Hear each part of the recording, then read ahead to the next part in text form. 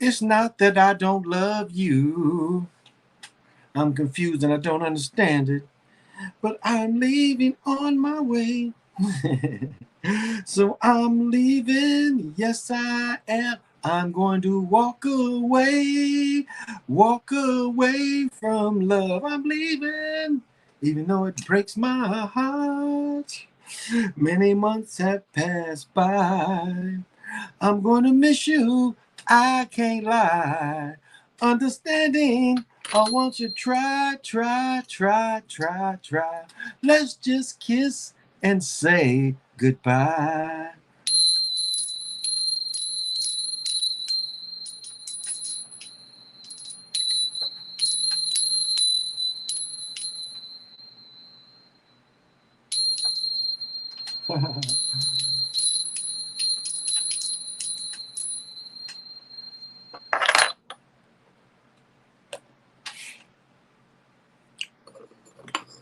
Dance with me, come on, dance, pretty baby. Dance with me, come on, dance, pretty baby. I want you, and you want me. So why don't we get together after the dance?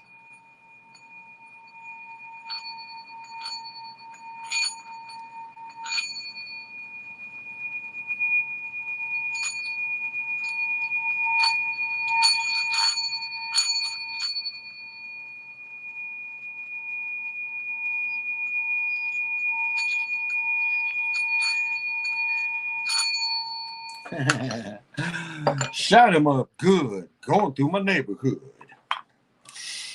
There we go.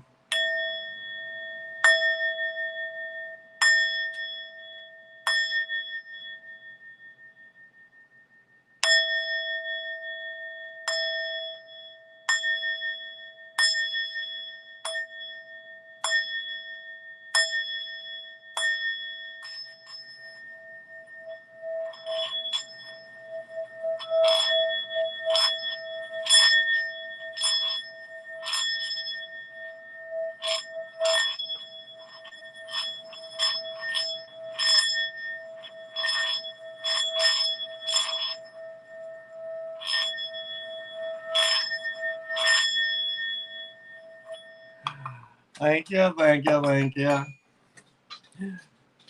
May the power of blue argonite propel you. May the power of blue argonite propel you. May the power of blue argonite propel you.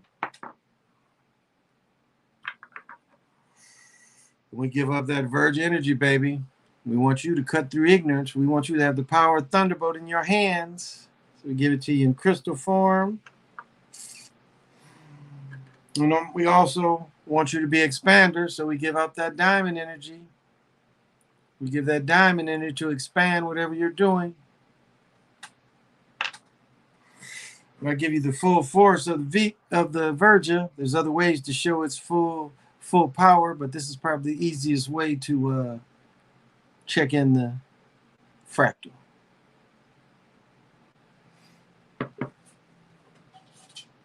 So we give you the mantra placed upon the bowl. And then I give you it in vibrational form.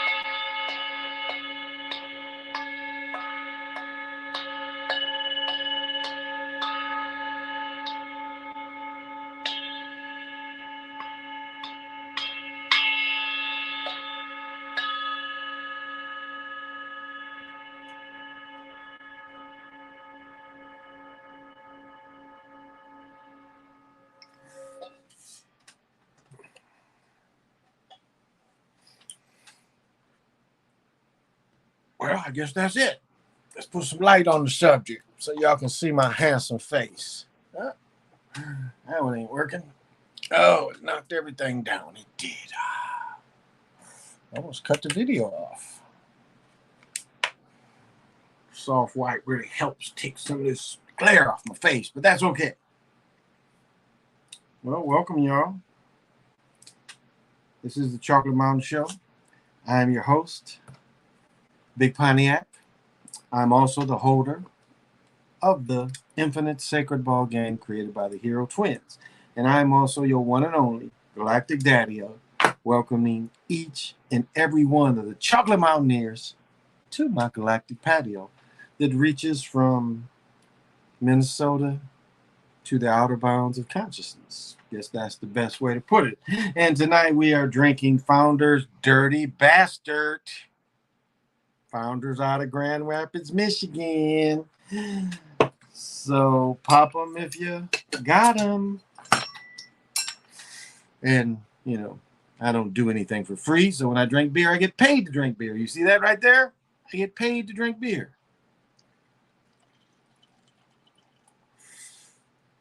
Very strong beer. And tonight I am on edibles and I hit a couple bone rips, so smoke them if you want them. Okay, that's not going to work there. I'm going to eventually knock it over. Oh, I hate I don't have the white light, but that's all right. My eyes will adjust.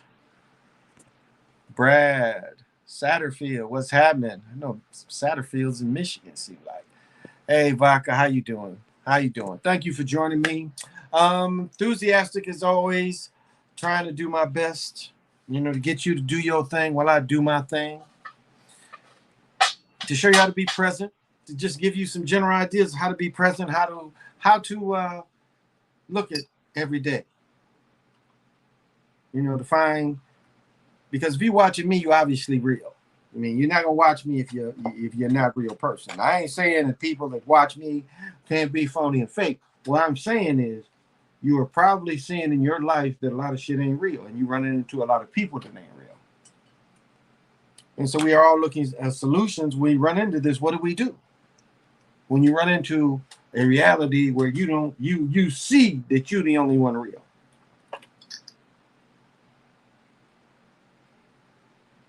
And real can be a motherfucker.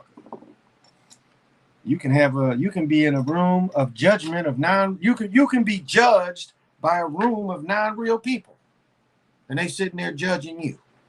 Whatever it could be. Could be your job. You about to go to jail. All these fake people ain't listening to shit. Don't matter. Put your ass in jail. I came across your video a couple years ago. You're definitely intellectual. Well, thank you. That is nice of you to say. I appreciate that. I try. One of my I can't say one of my girls, but my girlfriend, my friend, that's a girl, my friend. They all say how well read I am, and I don't know how well read I am, but I just do what I do read. I know how to apply it, and it's not necessarily that you can't bring in the information. However, I kind of, you know, be the cliff notes. Sometimes some people just get the cliff notes. So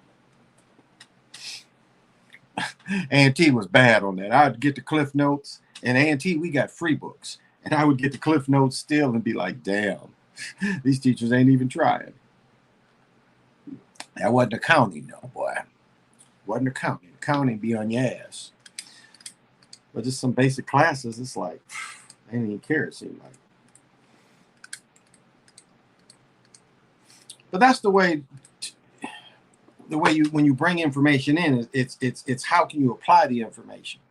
It's like I'm really pushing what Craig Smith said. You know, what does that mean to me? I'm pushing that because that is how you should look at life. You know, you hear these stories and it's like, what does it really mean to you? You know, like there's a car guy that's on there and he's always like clickbait. You know, it's just to get you in. But he's like, gas prices are really going to drop. Well, as I said last night and the night before, if you know anything about gas futures, it's called gas futures. We ain't paying the price. We paying the price from futures a couple of weeks ago. months ago. Well, weeks. Probably generally, I think it's a quarter. Well, not even a quarter, but it's we're not paying like what it is today. And already you're seeing gas being like right now, the cheapest I saw today was $4.13. So whatever it is in your area. So it's not hard to make a video and say, well, gas price is about to go down. If you're paying attention, you pay attention to stocks, you know, come election time, the gas price is always going to drop dramatically during election. These demos, and it's not going to help them with this, that the Congress, the Senate didn't pass that shit, but the Congress trying to ban, rifles. They're trying to ban rifles. They don't want you to be able to have a 100-round rifle to protect yourself, to keep motherfuckers away from you.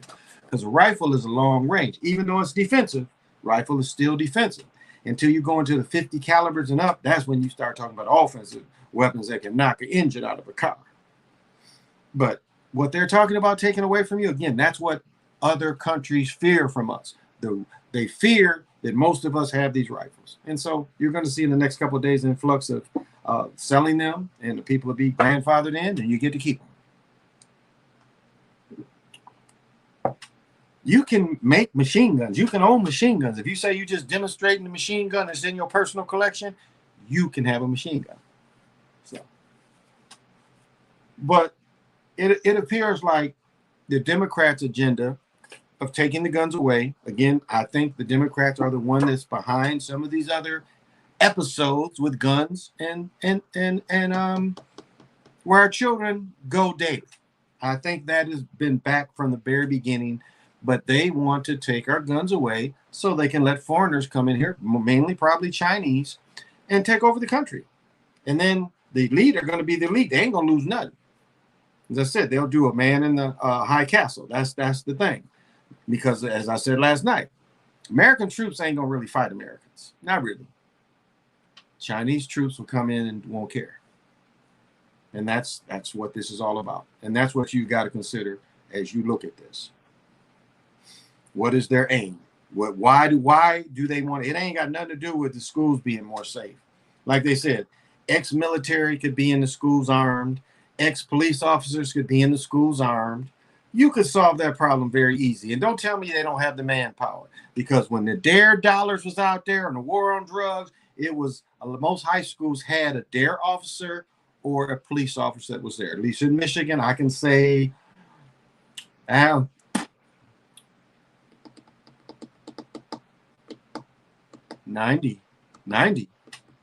probably maybe even earlier than that, 87, 88. You were starting to see officers in Michigan in schools, especially the high schools.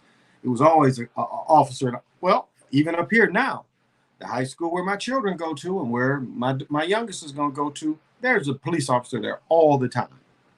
So that solved them problems, unless you like one of them police officers in Texas scared to, walk up. It's about advancement, cover and advancement. That's what it is. Cover and advancement. Can't just stay back and take rounds. You got to move forward eventually.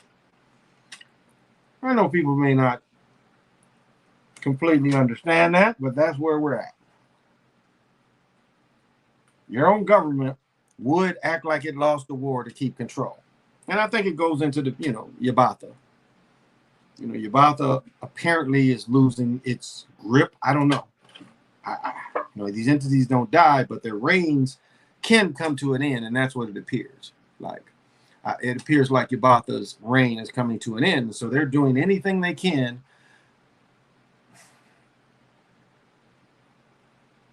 I guess the comparison I can give to is Back to the Future. With Biff was president, and you saw how society was, on fire. But they showed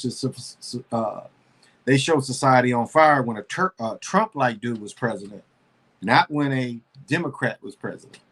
And now look at what we have. We have a Democrat with close ties, financial ties to Cuba, or excuse me, to China. Now it's going to be interesting. Pelosi flies over there talking about they're going to shoot her shit down. You believe that? You believe she could be on a plane, could be shot down?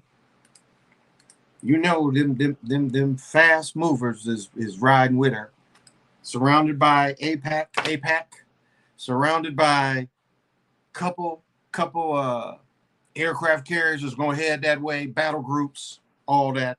They ain't shooting shit down. The minute it would lock guidance on her, shit would start raining on them. So, believe me, Uncle Imbeciles, these imbecile psychopaths that run America, they're good at killing. They've got hundreds of years of killing. So if you think they're going to let that old leather-faced lady go over there and get killed, then people going to think about it. They going to let her land. They going to talk shit, but they ain't going to do shit. Not to her, at least.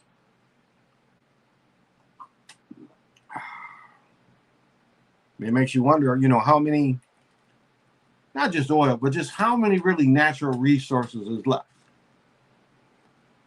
I read a study they said that in 1972, now take this in granted, remember, they killed the land. The Dust Bowl people killed the land. They killed the land. The Dust Bowl people killed the land. I read an article from 1972 that said basically all the land was dead. That's why the GMO seeds. They had killed all the land in America. We know they killed all the trees. I mean, unless you live out in the Pacific area, it was 400, 500, 600-year-old trees all across America from one end to the other. Not anymore. All you see is 20, 30-year-old trees. And I would, being 61 years old, I would take that. I would go anywhere and see the same thing. I done been in the mountains. In mountains, you ain't seeing, even in the mountains, you ain't seeing 200 or 300-year-old trees. That just shows you how complete they were. That's what you was thinking too? Yeah, they ain't messing with her. They ain't messing with Pelosi. She gonna go right in there if she go, and they ain't gonna do nothing. All that talk. However, I think, as weird as Man in the High Castle was, the premise, the fake laws, I wouldn't put past these people. Because whatever it takes to be in control, that's all they care about. That's all they care about. It wouldn't change the elite's life at all. They would show where some celebrities and some people got bothered, but most of all, it wouldn't change them at all. It would just change the common man, where they could put the hammer down on the common man. And again, I think their aim, the Floyd Revolution came out as a rebellion against low pay too. It was a rebellion against low pay. People been saying, living wage. Well, what did they do against your living wage? They raised it up to $15 an hour, which it's been like that for 3 years in Minneapolis. You lived in North Minneapolis. You lived in Minneapolis anywhere. You could make 15 no matter what. But what did they do? They raised everything. And this is how uncaring they are. They risk recession. As I said, I think we're in depression. I really do. I think we're in depression. Again, the currency is moving. I do agree. But I think for the average person, it's moving a lot slower. It's moving a lot slower for the average people. Your current isn't as high. Your vibration isn't high enough to keep the current moving. Even when I'm broke, I still feel rich. Because my currency, nothing's stopping my currency. And that's the thing with buying gold and silver. You always got something you can trade in if it's the pinch, But it ain't too many pairs of tennis shoes I see worth more than gold. Like, okay, is it worth selling this gold to get this fucking pair of tennis shoes that really ain't gonna hold the gold value? So it's kind of how I be feeling. And if you feel that you are abundant, you're never broke. Broke doesn't even really apply. Think about it like this. Currency is water. Where does broke apply to currency? Where does broke apply to water? Now you can dam water. You can dam water. You can divert water, but you can't break it. So why do they tell you when you ain't got any money, you're broke? When everything about money is about movement and water and currency, life. So how could it be broke? That's an impossibility. It can never be broke. That's just some shit they put in your mind. They put that shit in your mind to think that your currency is stopped or blocked or dammed up, which can happen. That's why every morning I wake up, I'm abundance. There's something coming in from somewhere. There's a lot of other ways, to enrich your life. The better people you're around, the more you enrich your life. more genuine people you're around. Now, I don't put my energy around a lot of people other than when I work. Of course, when I work out and play pickleball, it's whole community of people that think I'm all right people. Because one thing they consistently know about me, I praise everybody I play. And yes, there's games I want to win, but when people do good plays, I'm one of the first ones consistently. Good play. And people notice that about me. And where other people start doing it too.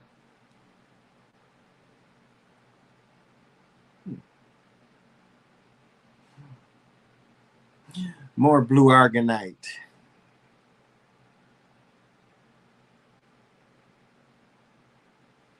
Keep directional stuff around me. I got the skulls and directions.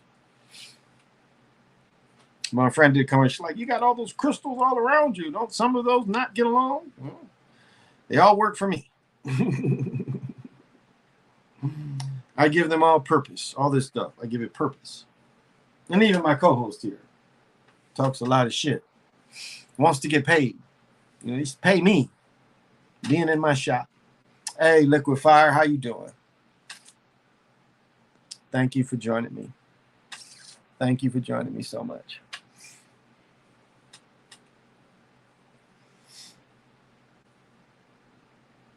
And that goes into my thing where I always talk about the gematria cats. You know, it's like everything ain't worth your energy. It's just not. There's sudden things that you can let go by.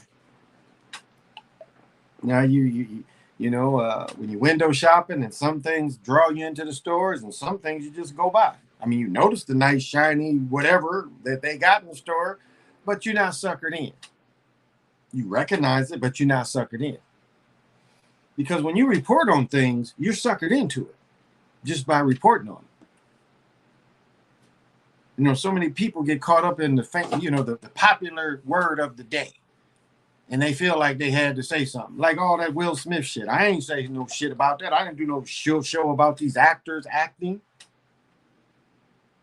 Today, 3 or 4 people spreading the shit or whatever he did. What does that mean to me? When he slaps this motherfucker, what does that mean to me? Ain't nobody's fool. Yeah, that's his name. That's what the artist called it. Ain't nobody's fool. That's why I like it. But so many people want to rehash what people already saw. They got to put opinion about it. It's a waste of energy because you're giving your energy to something that's bullshit in the first place. And people get suckered in and brought in to something that's meaningless. It really don't mean nothing to you. Matter of fact, some of this shit you see it, and if you see it, you feel dumber after seeing it. You know, I'm like that all the time. I get suckered into some shit, and I'm like, damn, that really made me dumber.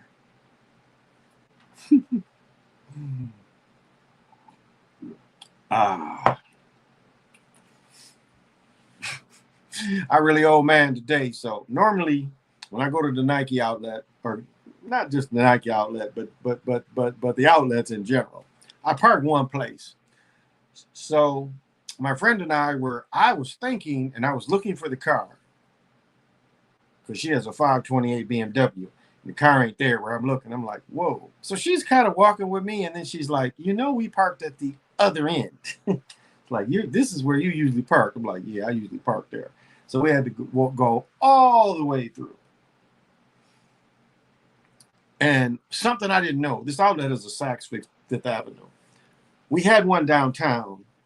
That shit was real Saks. That had that real shit in there. I mean, real shit. Our Macy's had a Gucci store inside of it at one point. And it was the real Saks. This shit now they call the Saks at the outlet.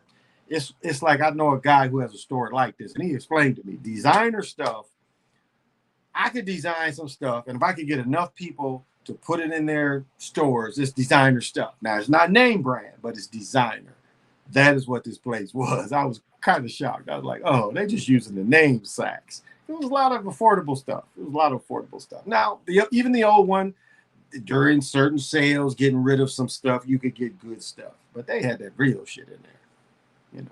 So it was interesting. I had never been in there. I was like, never been in there before. But I'll say this, other than shoes, clothes seem restocked, but shoes, I'm telling you, get that stuff now. You wait till September, it's hard to tell. But shoes is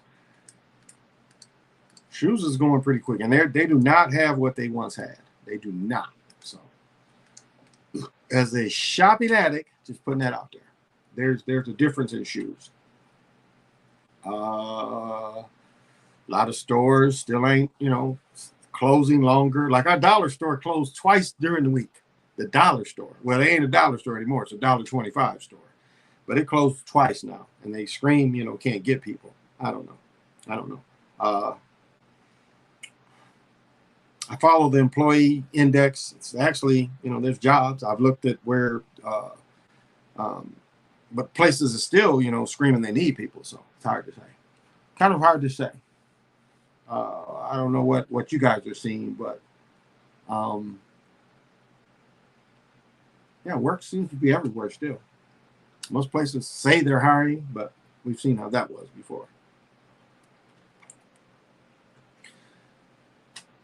And one person says that a recession is when your neighbor loses their job. A depression is when you lose your job. And you know how many places I work where I would see that. So I've seen depression a lot. And, people who lived through the depression, most of those people are, like my mother, for example, is 81. She was born at 41. Depression started in 22, somewhere in the 20s, and lasted until the end of World War II. Do you know women? I don't know if you ever look at fishnet stockings. There's a line in the back of them. Older stockings, and again, I'm aging myself, which everybody knows I'm 61, so there's no secret. But older stockings. Here's a good one too to remember this. When my stepfather first would take the pantyhose from my mother and cut them and to put them in the wave caps, because that's how the early wave caps was done. You took an old pair of stockings, because women, and you would cut them, and then you would tie a hole and you'd wear them, But what they had is they had a line. So when you would cut them, no matter which way you cut them, there was always a line. And so what my point is, the whole stocking had a line through it, like the more expensive ones. Like it would be a line that went from like your Achilles all the way up a woman's the back of her leg. Up there's the highest she had the stocking was a line. So women went to drawing these lines on their legs during the Depression as, nylon became scarce too because of the war. And my mother telling me how my grandmother would do that, draw that line so it looked like you was wearing, nylons. And in fact, you was just your leg, maybe a tan leg. But that's how wave caps was invented, if y'all didn't know. That's how I learned about them, looking at my stepfather. But those had lines. Then later years, when I was doing it in high school, again, in high school, I was making my own wave caps. My mother, I'd go to her, like, where are your pantyhose you ain't used? She showed me, cut them, put the thing, and I was like one of the first cats. It's 78, 79. I'm walking around, with the pantyhose. I'm getting all the jokes. I'm like, oh, you ugly, you look like a horse. At least I don't have my mama's pantyhose on my head, That was funny, but it was like I was kind of ahead of my time. Again, my hair used to be that peanut butter color, baby. I used to have natural peanut butter waves. and again, major businesses took note and they started producing this. But this is, they've always been around. This ain't nothing new. Another thing is ringworm. If somebody had ringworm in their arm, you would tie nylon around it here and here, and it wouldn't cut off the circulation, but it would cut off the ringworm. So a lot of times they would tie nylons around where the ringworm is, and that would stop the spread of it. Now, I don't know what else. I know chemicals stop it now, but back then I remember ringworm was another reason why people went to the stock. And wearing them too, getting ringworm. So if you guys know what that is and what it is, it's a type of skin parasite that almost puts like a C in your skin. It almost looks like a C. Kind of like athlete's foot. The same cream that you use for athlete's foot, you would use to fight ringworm. not to be mistaken for hookworm. Hookworm is what Europeans was getting that lived in like Alabama. We're gonna come north of Georgia, where that red clay and these people that would eat this red clay, eat red dirt. Y'all been down south, you know what I'm saying? There's the soil is like a type of clay, and if you eat this, you can eat a little bit, but if you eat this as your regular diet, it's a thing called ringworm, and it can cause deformities, especially if you try to have children. You can look up hookworm. You can look up hookworm, and you can see what happened to families that they'd have children, and the children would get these problems too. So,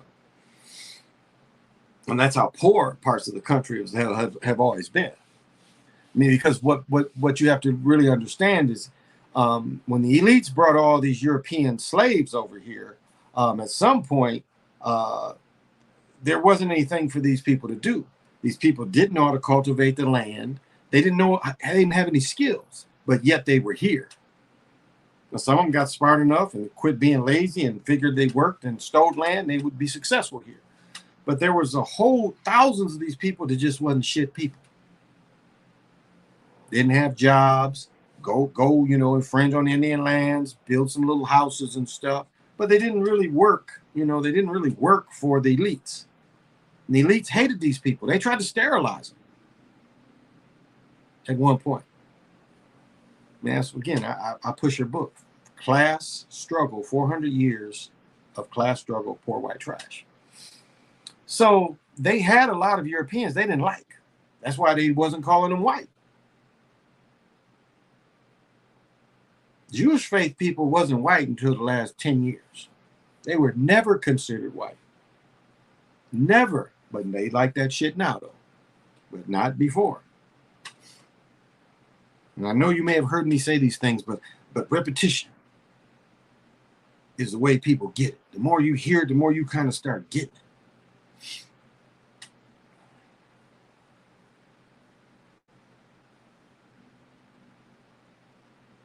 I mean, I don't really harp on relationship stuff because that's each individual. We each go through individual experiences.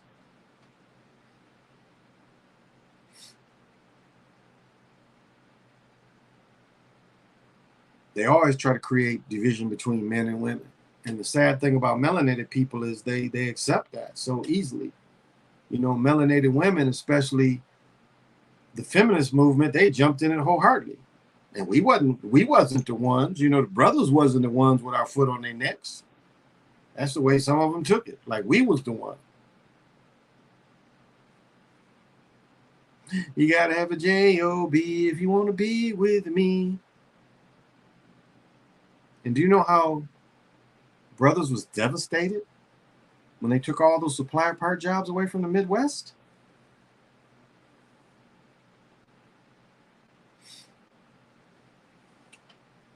Now, I can't say how the rest of the country was, but I saw what it did to the Midwest. Detroit, Flint, these was beautiful big cities. And look at them now. 30 years. Look at Detroit. Detroit was like 1.5 million, 1.6. Detroit got down to, what did I read? 700,000 people.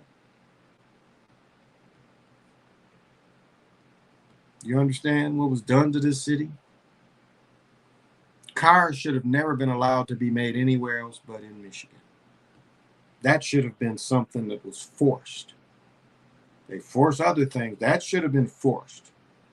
That's why when I was saying yesterday about Shields and Ronald Reagan, you had this union buster. Part of the Fed's job is to keep wages low. So if you bust unions, you make sure there's no fair wage. There's no negotiation. They can just set the bar and you come in or you don't.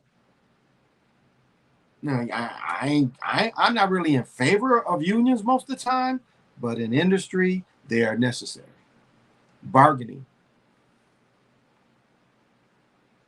And of course, you got these places like Nebraska, Alabama. They never had great high-paying jobs. Of course, they're welcoming, guaranteeing no unions. That's why Mercedes is made in Alabama. That's why a lot of Kellogg shit is now made in Nebraska.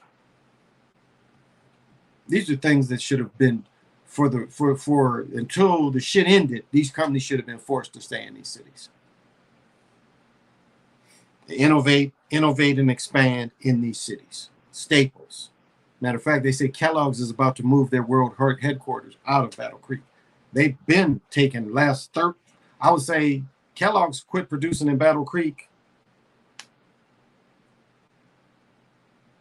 2002, 2003. At one point, all they did is make boxes.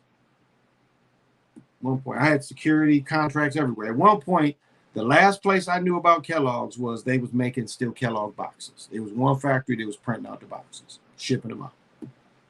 No jobs. But it was like, well, we still the world headquarters. Well, last I did a little research, talked to people, they trying to get out of that too.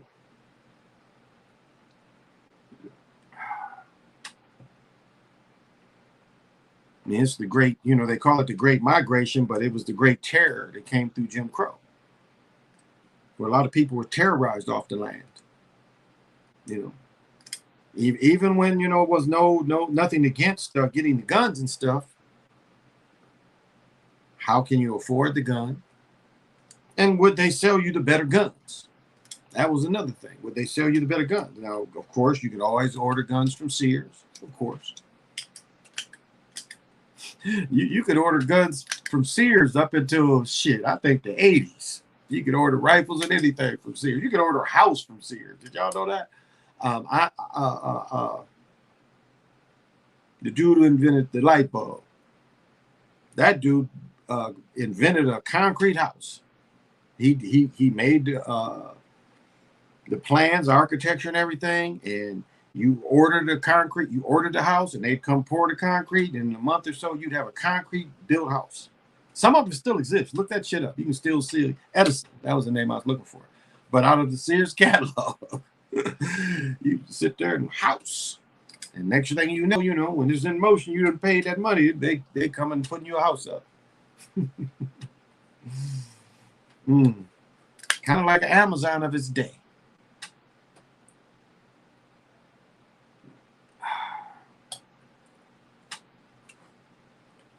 And I think Brother Nick Taylor hit something,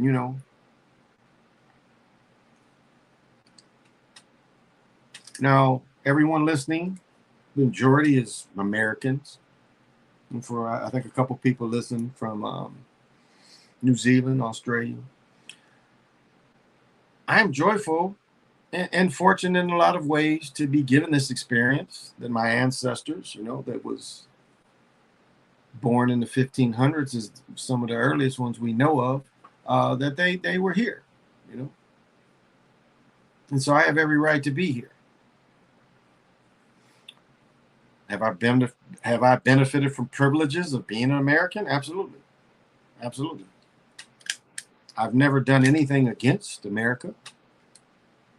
I've had my phone tapped. I've been followed. When they tap your phone, they gotta let it. It's actually a click. By law, the way it says is, and to get your phone tapped, they need a warrant. But in the warrant, it says there's a click you hear. Well, it used to be. It's it's more sophisticated now, but in the old days, it was always a click.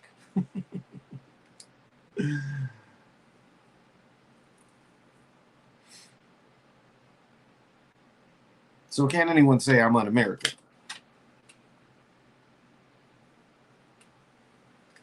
And there's no modern day person that I can singly hold responsible for the past. However, there are businesses that benefited from Jim Crow.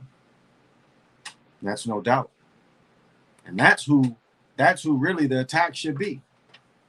It's not slavery. So I was telling my friend, if reparations was paid for slavery, do you know how many Europeans would qualify for that? Do I need to repeat that? If reparations was given for slavery, it would tell you the truth of all the people that were enslaved. That indentured servitude shit would go away. Now, motherfucker, no, Uncle John was a slave. You don't see they would start telling the truth about this?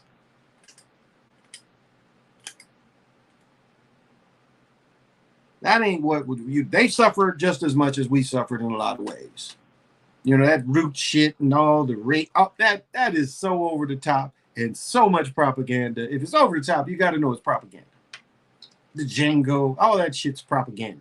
Learn from the Django. It was motherfuckers just going around in what is the deep south and people ain't fucking with them. I mean, look at Bass Reeves. Bass Reeves went everywhere. Nobody fuck with him until Jim Crow. I'll say that again. Bass Reeves went everywhere pretty much by himself and arrested hundreds of motherfuckers, if not thousands. And it wasn't until Jim Crow that he had any kind of problems. Because once the part of Oklahoma he lived in, I think he lived in Oklahoma City, he was put as a black cop. He was his federal, it looks like they took away his federal marshalship. Then at one point he was a federal marshal going everywhere in the West. Spoke multiple tribe languages. Great tracker. Look at the skill this man had. He wasn't affected until Jim Crow. So that is what they need to pay for. There are businesses that benefited. Prisons. They've showed the pictures. They're proud of showing all these prison pictures. They should be held responsible. And that goes back to the states. The states that did all this heavy criminalizing melanated people in most of these southern states should also have to pay their families. That is more than fair, more than right. And the pictures is out there. We know the prisons. So it is not slavery. It is Jim Crow, where the wrong was. You see how they put it at the end. Well, Jim Crow is the number one reason why they owe us, is Jim Crow. Because to put them in power, some of these northern people gave weapons to poor white trash and armed them. That's it. Look at Wilmington. All them guns look new. Winchesters or Henrys. Look at these pictures. I'm going to say this over and over again so you get it. Look at the history. You may read a book and you only get one little sentence. Be like, damn. You're like, ah, damn. That was the point of getting the book.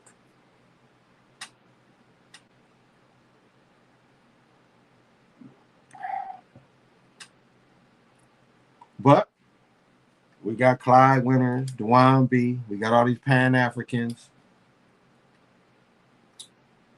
Still beating the Pan-African drum. Now there he is. He out west. Shoot some craps for me, man. Now you say this is your last night. Safe travels, definitely. That's my main man, PJ. PJ, you know that story I was telling you, and I know it's a delay, but you remember that story I was telling you with like all the TV kind of jerseys and all that shit? They had a sweet one with the Grizzly going off. I mean, the Grizzly was really going off. Oh, shit, I never noticed that before. Okay.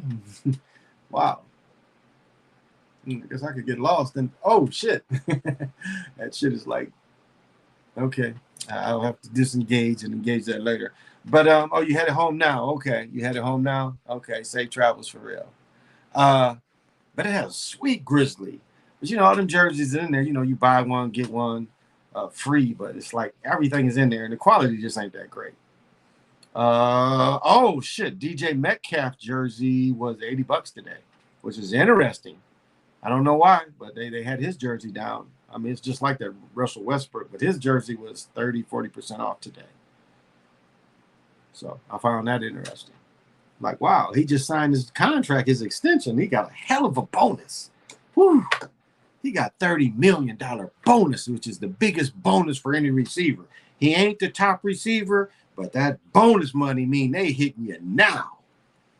And you know what guaranteed money means? Guaranteed money means they got to put that shit in the bank. That's what guaranteed money is. That means the owner has to take money and put it in the bank.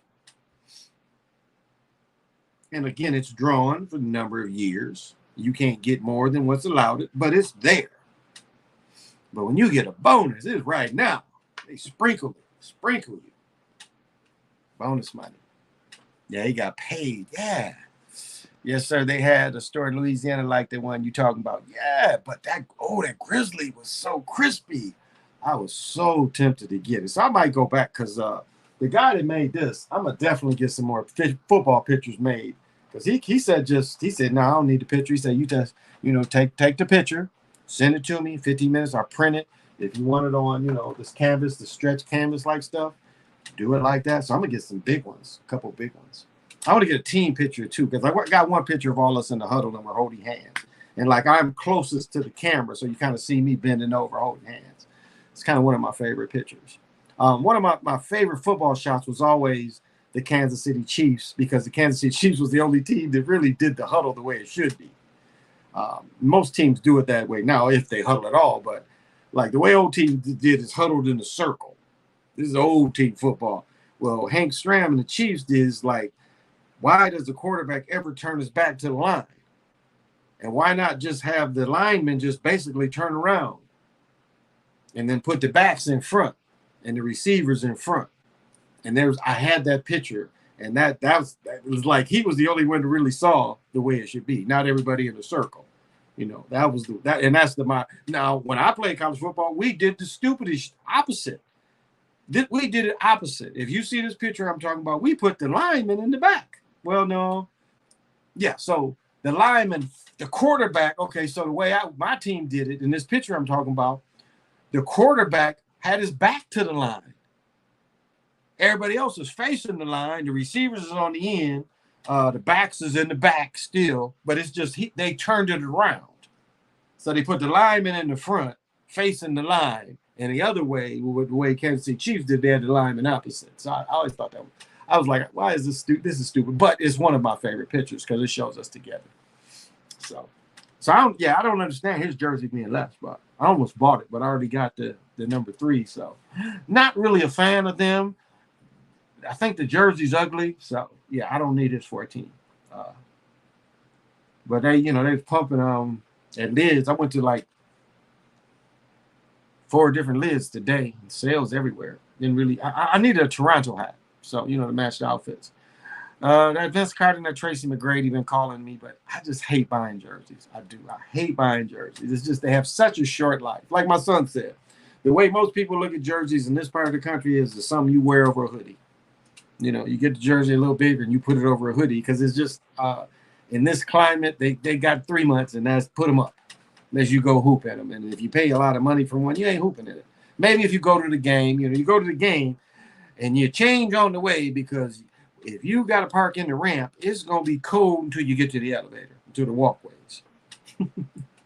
So if you can brave it, I've watched girls wear a mini 2-3 inch mini and heels, and no shoulders. And it's like, I had to go downtown. I had to do something downtown. And it was like -6. And sometimes downtown, you got to park a little ways away before you go to the club. And I walk looking at these girls. It's -6 in these little mini dresses, no sleeves, or I was like, wow. They are looking cute to another dimension. -6. Do you know how cold that is? But I told you before, I watched these Mexican brothers, and I mean they were blood brothers.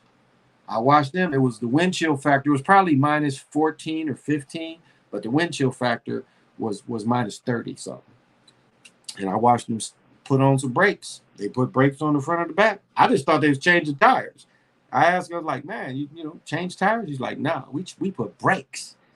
In -30 degrees, they are that loyal to each other, where the 2 brothers put on brakes. It only took them to put all 4 brakes on. It only took them about 45 minutes. I was sitting here doing this. I was talking, looking at him. I kept the curtain open. I was looking at him. I did a show on it. I don't know if it's this channel or my other channel. I was talking about it.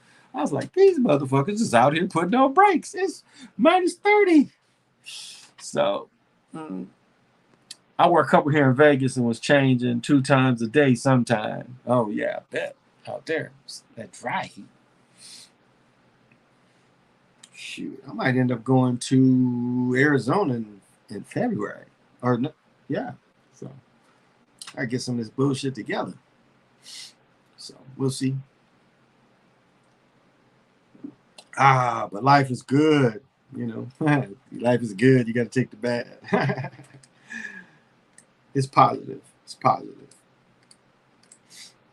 It's positive. And that's all I try to be, is positive. I try to give positive information out just to make people aware of really what we're facing. And don't be swayed so easy. You know, emotional, you know, making these decisions off emotion.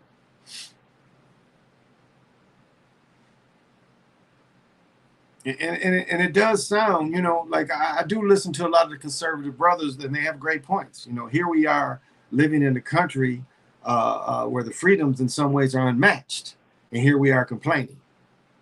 But yet we live here, and so many of these freedoms we participate in daily and take it for granted.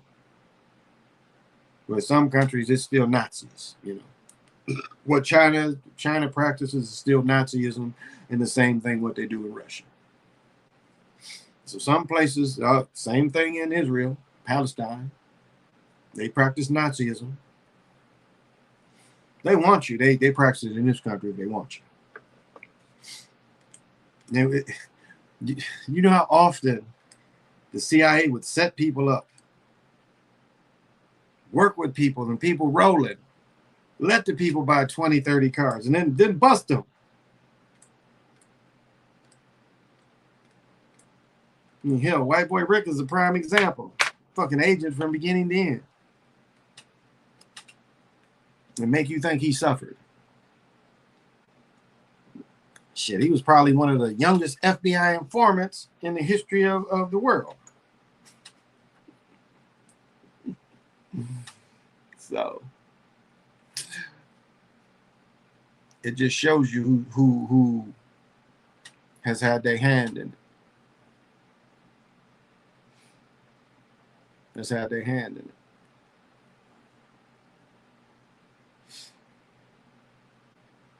I just think it's great, you know, when we have the chance to support people. I think it's great. That's why, you know, sending hats, sending shirts, sending crystals. You know, that's you know, that's great. I gotta went to Dollar Store to get tape yesterday. Man, Dollar Store closed on Thursdays and Sundays. Like, wow. So got to get some tape, send some more stuff off. Man, getting caught up on sending this stuff off. So I don't sell stuff. I just, it's like stuff. One thing will throw me off, and I'll be like, ah. Sometimes it's rough going to the post office. It's just thinking about it. You know, I just have to. But maybe I can get mail.com. You know, that thing where I have my own stamp. They told me they'd send me a big stamp, and I just stamp the boxes and take them to the place. I guess if I pay for the stamp, they told me I could have a big boom, you know, like had to have the ink, and I could do that all day. I would be successful if I could do that.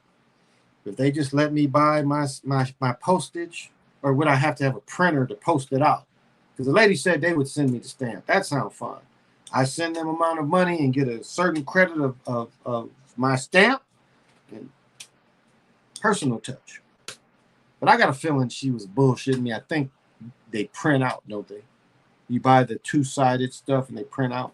I'd rather have a stamp of approval. So, but it's all love, y'all. It really is. The communication is great. It really is. It really is. And that's why I don't complain about the money, the likes, the shares. I don't care about that, because that's not how you put the energy out. That is not how currency moves. It moves naturally. If you dig what I'm saying, no matter if it's one person. And I'm saying the greatest example I give is they said Bobby was out in California and he was doing a lecture that it was one of the colleges, I say UCLA, but a lecture hall. Y'all know what lecture halls look like. He was just chopping. It was full at first. Said Bobby chopped for 8 hours. He said eventually everybody left but one person. Bobby went and sat next to the person and kept talking. So the person was ready to leave. That's a teacher. That's a teacher.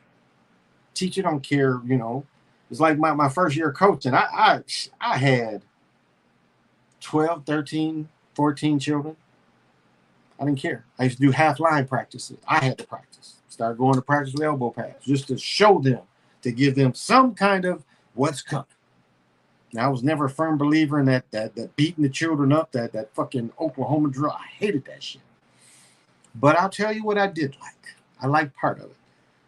I liked where they would put me on my back and another player on their back, and whoever could just go and tackle the first person first. I love that because nobody could get up quicker than me. It was like I'll be up and dudes be still trying to get up. Ooh, put the hammer on him. I love that. And even if a person had got up with me, he wasn't ready because by the time he put his head up, I was driving into him and he was going backwards. I love that drill. Most of the time, I'd get up and just hammer a dude when they were still trying to get up. So it got to the point where the coaches wouldn't even let me do it anymore because I would just hammer people. I love that drill. I could just get up so much quicker and just boom. But the drill of putting two linemen, two defensive line, a linebacker, and a running back, that's barbaric. I saw that back then. I saw it did not make anyone better. Anyone better. It didn't. All that head banging. I never understood the concept. And I came from the concept of beat your players to death. I never understood that mentality. The Big Ten was a lot like that, but again, they had the numbers of the children. Programs that didn't have the numbers, one thing that hurt tremendously my junior year was he brought a quarterback in that probably had it. And he wanted his godson to be the quarterback. He put a freshman in a live drill, which made the starting freshman quarterback does not have a red jersey on. I'm in the huddle looking at this, and I'm looking at the coach, and I'm like, what is your intention in this? Why is he in a live drill? This is like the first, second, third day of practice, and he's got the starting quarterback in a live scrimmage running the fucking veer. And sure enough, that first fake he comes off, Leon Byrd hits him, separates the shoulder.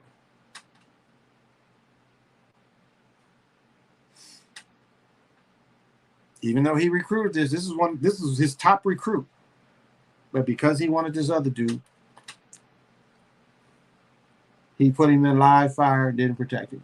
No one else in the nation would do that, even at that time. And we suffered. Cat didn't have it. That was his only year of play.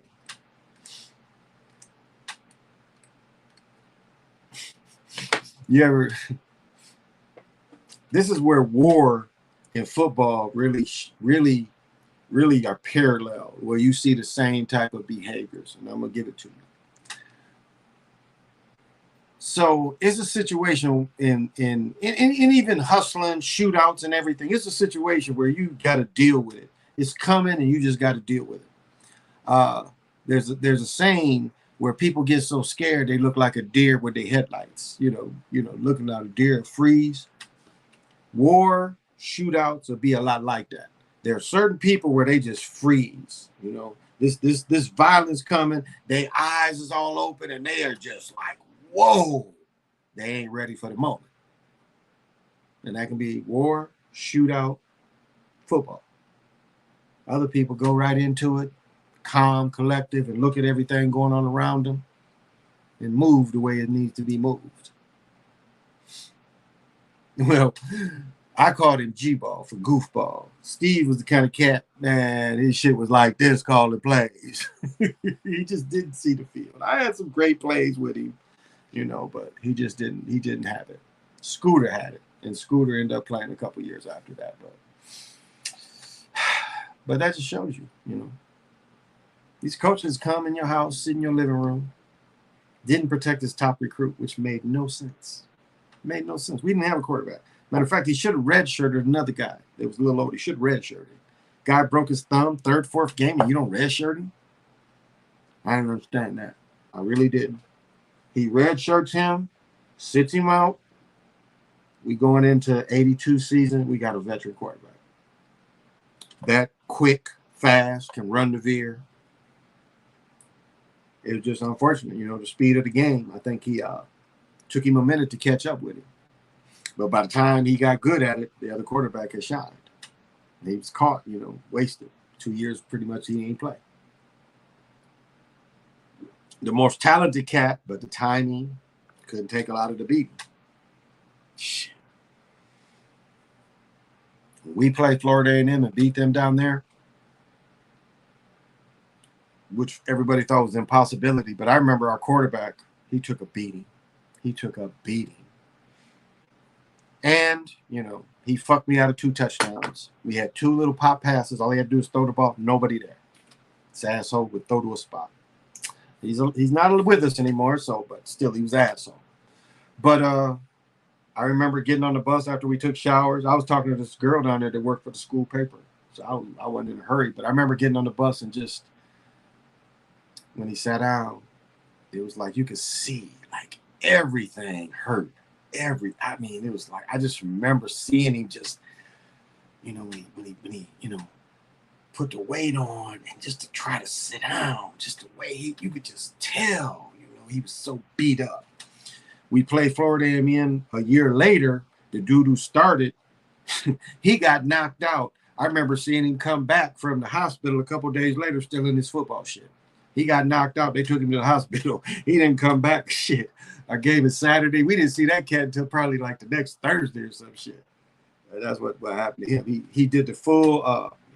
So we used to run the veer, you know, the full turn. So you imagine you take the ball and you do a 360 turn. So you kind of like, what you do is you fake, like, just to make it simple, anybody want to realize it. So I get the ball straight, I make a fake to my right, and then I do a complete turn this way to actually start going to my other way, you know, going the other way. So you see, I'm faking here, and then I'm turning the other way to go the other way. That makes sense. And then, you know, you got them reads. So the thing is you don't do much fake here because you know you got to turn around. And so when he turned around, the dude from Florida A&M just right in his head. I think they called a penalty. But it's like, as soon as he turned, because this cat was a little too tall, not quick. I don't even know why they. This is. I think the movie Platoon, one of the sergeants asked if he knew he could look at people that he knew that was just going to get killed easy. You know, and the guy gives him a look like he don't want to say because that's kind of bad luck. But it's like, whenever I looked at a football player and knew a football player wasn't shit, it was this dude. This dude wasn't nice guy. He wasn't shit. I don't know what the coaches saw on film. This dude wasn't shit. So he comes in a day earlier, and we're like, I think I'm still at my apartment. So, you know, I ain't moved on campus yet. And so I'm still in. So maybe he spent the night. I don't remember. He spent the night at one, because all of us was living together, you know, living around the same apartment. So, you know, and I remember that cat, and it's like, oh, the new quarterback, so he want to play catch. I watched him throw the ball, and I'm like, okay. I got close to him. I was like, you know, let me see what you got. I backed up. I was like, yeah, I ain't gonna back further than this. The dude couldn't throw. The dude his whole motion wasn't quick. He was lanky without being quick. And I just like, and they again, they brought him in when they heard Scooter. This dude was one of the dudes that came in. By the time he ended up playing, it's late in the season, but yeah, he turned around. As soon as he turned around, it looked, woo, to look at it on film after that shit was like, I think I was in the game. I was downfield, but I remember, you know, running back and seeing, you know, James was out. It was like he was out. It was like, no, that shit fluttering, you know, you get knocked out, your shit's fluttering. No, none of that. That was like, that motherfucker like that dead look, you know, like out, like he took a nap during the game out. That's the difference. Not that fluttering. I mean that out. He was out. I mean, like you looked at him and he was like sleep on the field. That's a scary looking thing. You know, he was like sleep on the field. And again, like I said, this was Saturday. We didn't see him Wednesday, Thursday, still in his football stuff. It was like Wednesday, Thursday when he came back to campus. I ran into him. He was still in his football shit. So it shows you price that people will pay. Oh, and don't think about CTE. You know, the young guy that killed himself 4 or 5 years ago, and they looked at his brain. This dude only played. Let me get this right. This guy played freshman college football only, and I think he killed himself. And they did a CTE thing on him and found out he suffered like he was a dude who had played pro football for 2 or 3 years. He was 18 or 19 years old. and his brain looked like he was a pro player of 2-3 years. Now, I'm not trying to discourage anybody from playing football. And I have a friend right now, my age, dementia, can't say full-blown dementia, but when you get dementia, what happens is your body stops telling the rest of your body what to do. It forgets too. I mean, the natural things to regulate, it starts forgetting. So it's not just you forgetting where the fuck to go. Like my girl, just let me walk motherfucking you. Instead of just saying, hey, where you going? I'm looking for my car. I'm looking where the car at. She's like, hey, nice people. Hey, old motherfucker, where you going? I'm leaving. Where you going? The car ain't here. Yeah, because it's down there. Yeah, okay.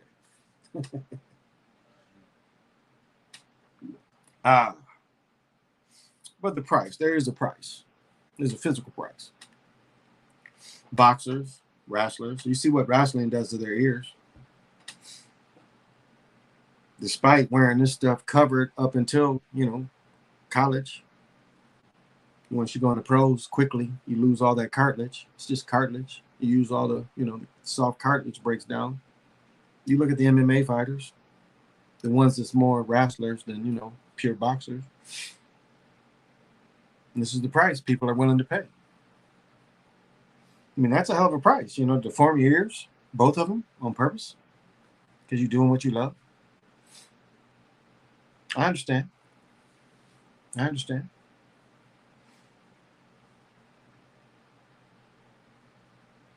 look at young men that used to shovel off, a hoop court so they could shoot baskets in the wintertime. You know how, I did it myself. I had a hoop. When I was in 9th grade, I had a hoop. I'd take out the trash, shovel off a little place, and start shooting until they make me come in. Many like that. Many stories like that. I've heard of Isaiah Thomas talking about it. I've heard of Magic. Magic just lived in Lansing, within an hour from where I grew up. Again, I met Magic when I was 13. Yeah, Gervin met all them dudes. I'm so disappointed the first time I saw Gervin. He broke his hand, like in the first quarter. He broke his hand. Didn't get to see him play the rest of the game. But he broke his hand. He went in and dunked one and broke his hand. No, he missed. And he was super young, too. He was super young. I mean, older than me, of course, but he was young. Cool. Very cool, brother. Very cool. I see his interviews. He ain't really changed much. MMA ears look weird. Yeah. Wrestlers, You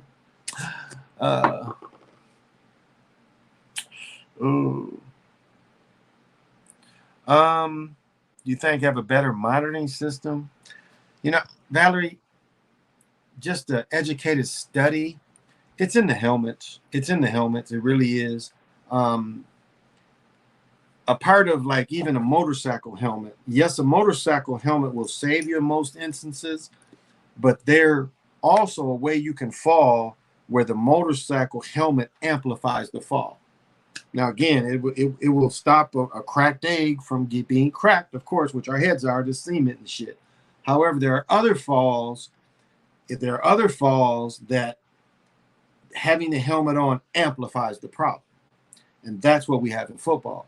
In some ways, even though the helmet is made to protect, it makes you move in such reckless ways, and people are trained to move so fast with these. And as I said, even looking at, my young son that pops his head in here every now and then, even his level, I remember looking at plays where he was stunned. I'm at practice and looking at my son stunned. I'm like, shit, this motherfucker got stunned. Because I know what stunned looks like. But he went all out and boom, hit heads. So, if it happens at that young age. So it's the helmets. How can they develop a helmet? I don't know. One thing that is changing, and football is changing, and I saw, and I'll throw this out there because I've thrown this out there before. This is the problem that they're facing right now. Valerie, I don't know if you know this, but right now to play 7-on-7, they switched to soft helmets.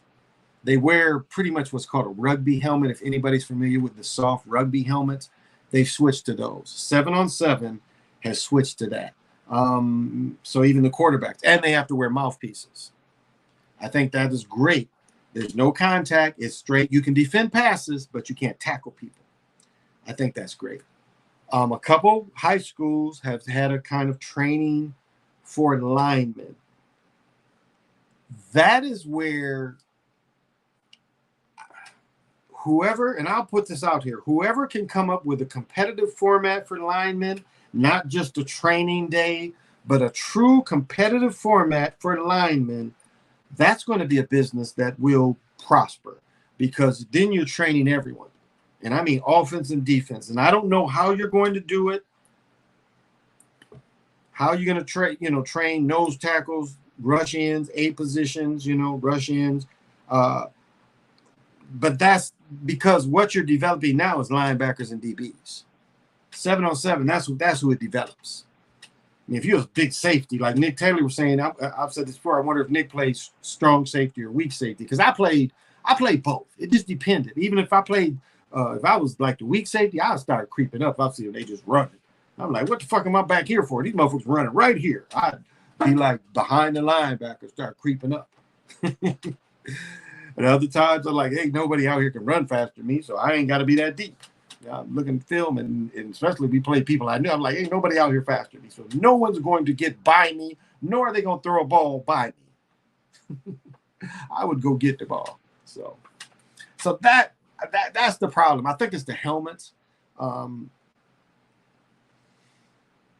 People like the violence, the collisions, but the heads are suffering. Players are suffering. Like you look at a cat like Earl Campbell in his mid-60s, but been in a wheelchair damn near 10 years. And look how he played. Was Magic nice? Man, Magic was nice. The first time I saw Magic play was in a scrimmage. So Magic was probably going in 8th grade. He scrimmaged the team in Battle Creek, and I don't know if Curtis refed, but I went to the scrimmage, and that was the first time I saw Magic play. He was going in 9th. He played the Battle Creek team, and he put in work. And he was still tall, shit.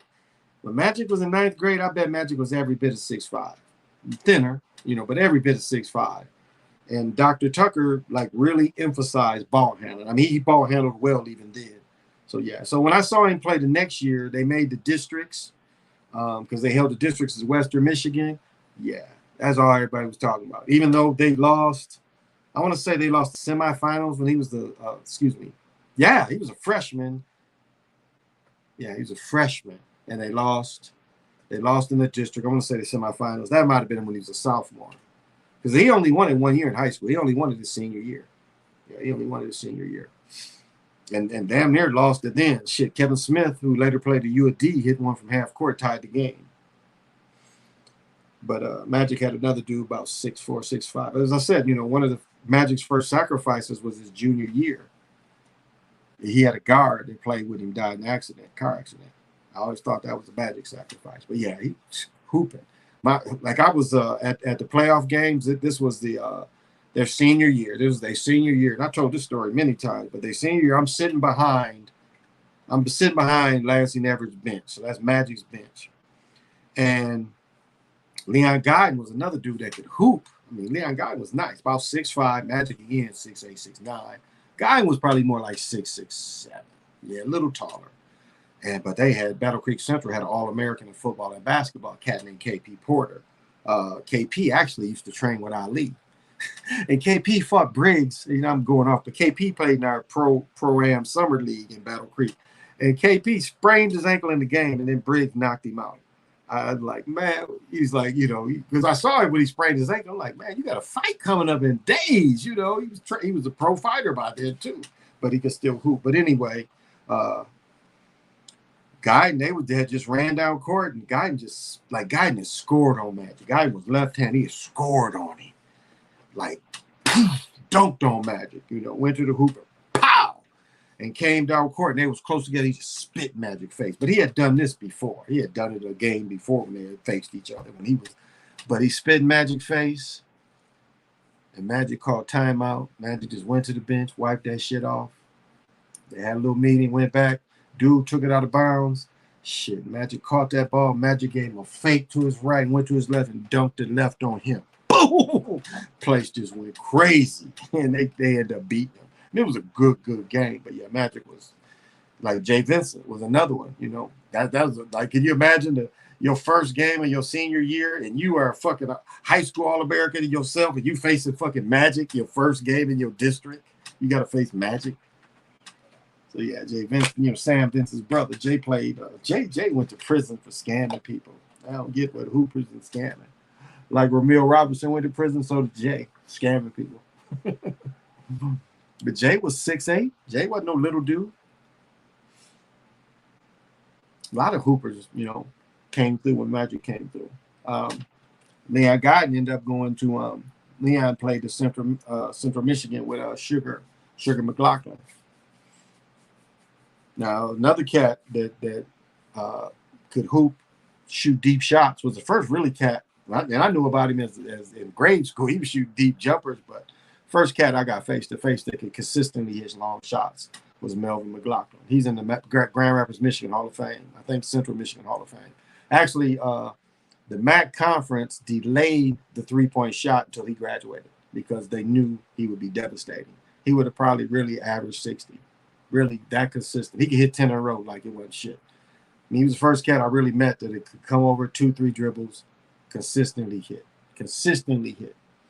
Now, when he ain't have at other times in his career, he ain't have a lot of cats. Like my junior year, he ain't have a lot of people around him. Even our senior year, he ain't really have a good team. It's just him. So we had enough cats to throw at him. Okay, you may get, I think he got 24 on us, 25. He scored 50 on the other team across town. We beat him, and he beat them. We blew him out. We beat him both times I faced it. We beat him because it was just him.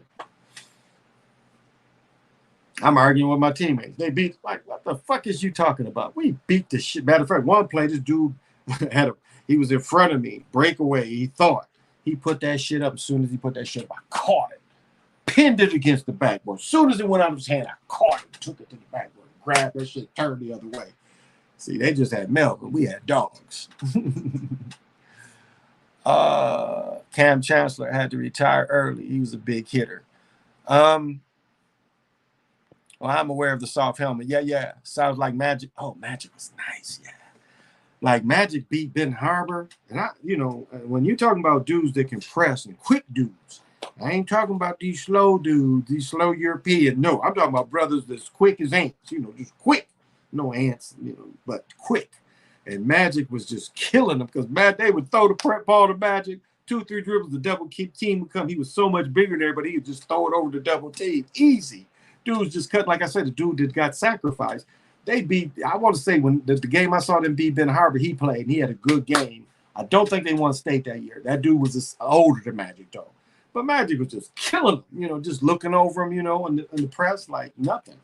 Like I was talking about Michael Talley when Battle Creek Central was pressing him. Michael Talley had to go through, not Magic. Magic is over everybody, And he put passing, I've said this before, the NBA game had gotten, everyone was so good that there was really no real ball movement. Now, you go back to see the Knicks and stuff.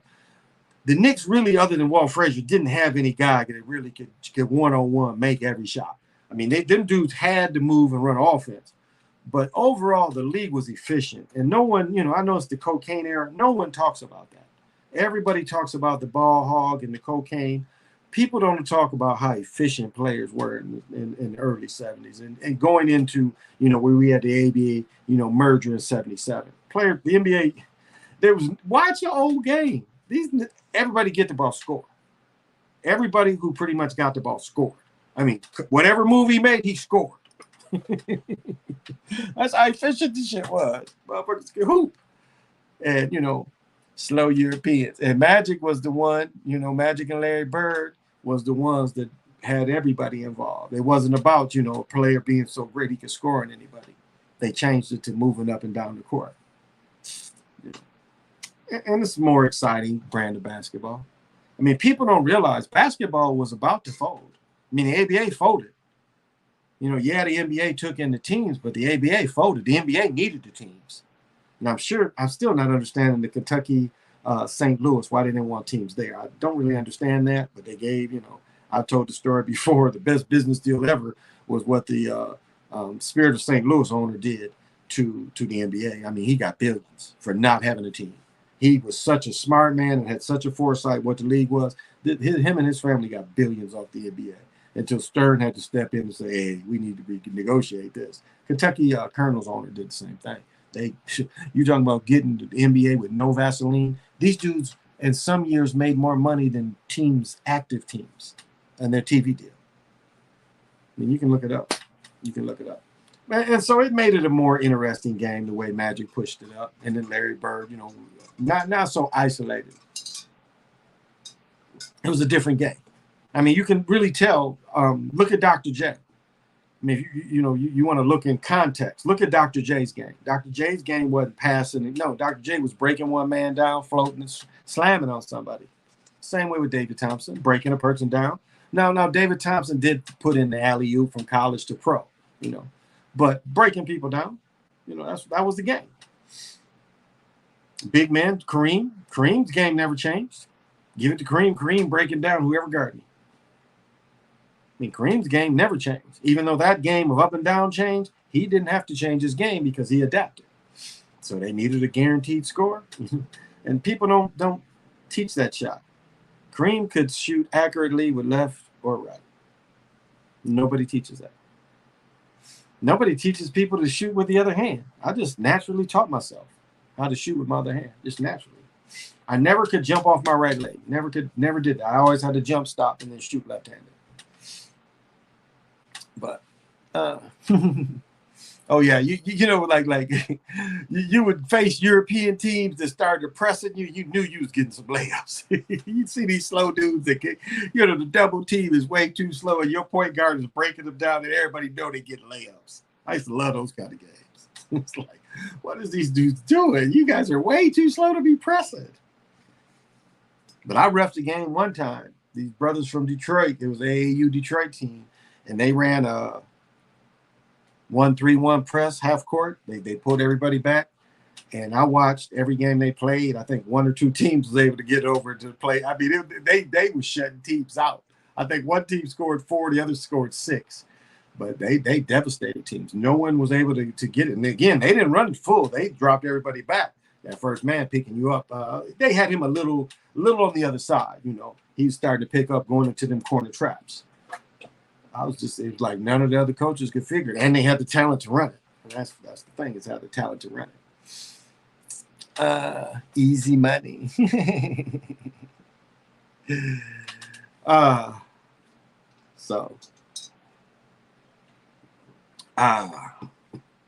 just fun and just watching stuff.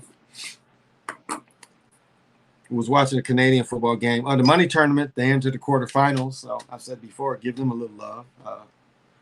You never know. I noticed PJ Devin Oliver ain't in it. He ain't playing for the Dayton team. The Dayton team, even though they was the number 3, because they beat the West Virginia squad. So the Dayton team won in Dayton at the quarterfinal level. So they're going, yeah. And Oliver didn't play. Devin Oliver didn't play with him. I was surprised by that. It was the one dude they said he had a good game, and their share is going to be $50,000 each, 57. If that Dayton team wins it all, they'll win 57. But this is what they don't tell you. They got to pay you. You're on TV, they got to pay you. You ain't on TV and don't get paid. So you're getting paid still. You're getting paid less but you're still getting paid. They ain't hooping in them games and not get. They ain't just paying in their rooms and feeding them per diems, you know. They're getting paid. You get paid less, you ain't getting that $57,000, but you might get 4 or 5,000 off this deal. So, you know, you got to hoop. People see you hoop. It's a great deal. So, you know, players that, have these things, there's always a chance. You know, never give up. Yeah, you might have to work somewhere, but you play here, you play there, you play everywhere. It's dudes hoop in Russia. I don't know if I ever said that. You know that, don't you? It's dudes who hoop in Russia. Not just the women. It's dudes hoop in Russia too. You know, you ain't never seen no dude get Thompson plays on that team. He's playing Euroball. That's my OG son. Okay. See the Red Scare moving up, and Thompson plays on the team. He's playing Euroball. That's your okay. That's your guy, son. Okay. Okay, because that guard had a good game. He was killing him. He was killing him. Smoochie, was his name Smoochie? Oh, you was watching in a hotel. Yeah, Smoochie, was that his name, or Smoochie was on the other team? Because my friend was like, Smoochie? Yeah, Smoochie was hooping. Was that his name, Smoochie? But he was hooping. That guard was hooping. So he might get a look, you know. He might get a look. But it's great, you know. It's great competition, man.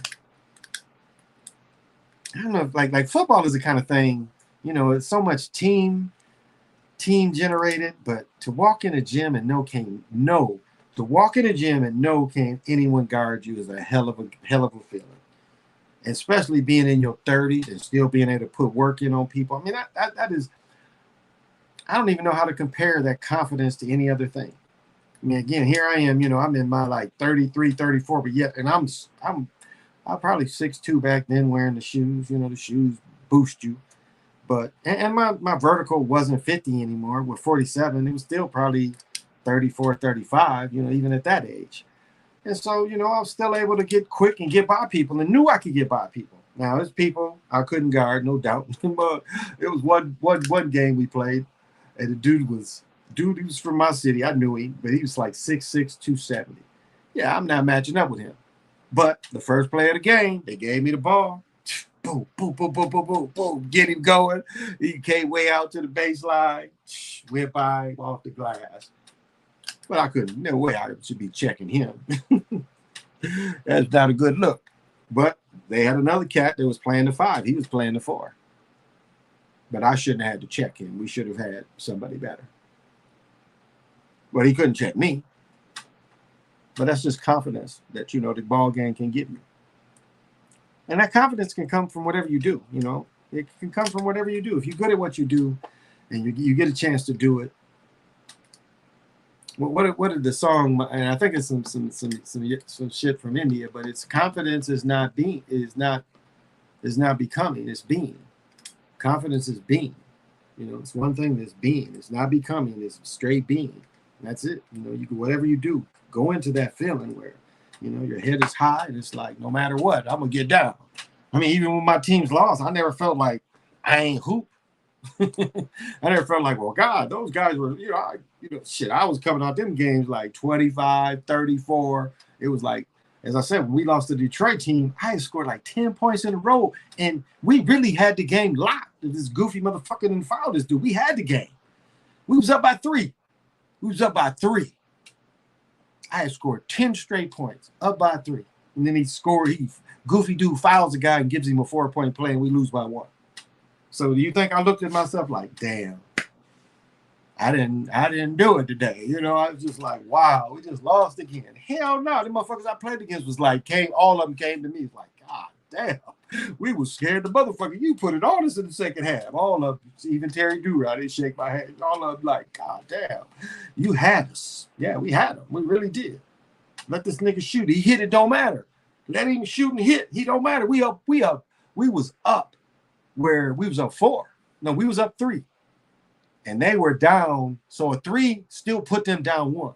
So a 3 only put them down 1. Didn't beat us. He beat us. Scoochie Smith was nice for UD. He was in New York. Oh, okay. He played at UD. Yeah, Scoochie played tonight. I'm pretty sure Scoochie played tonight. He's a New Yorker. Yeah, Scoochie. Yeah, Scoochie had a good game too. Yeah, that's him. I remember my girls like, Scoochie. It was fun. We was still out. You know, we was out watching in the restaurant. You know, we was watching that shit in the restaurant.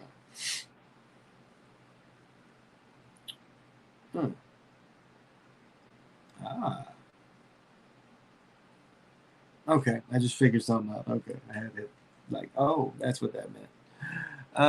Yeah, they talked to him after the game. Yeah, they talked to him after the game. Right. That's what I saw. Yeah, that's what I saw.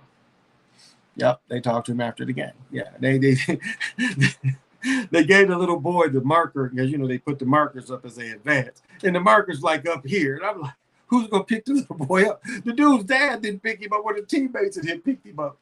Because the dude points up there, but I'm like, how is he gonna get up there if you don't lift him? So I thought that was kind of funny. Then they finally lift it and he put it up there.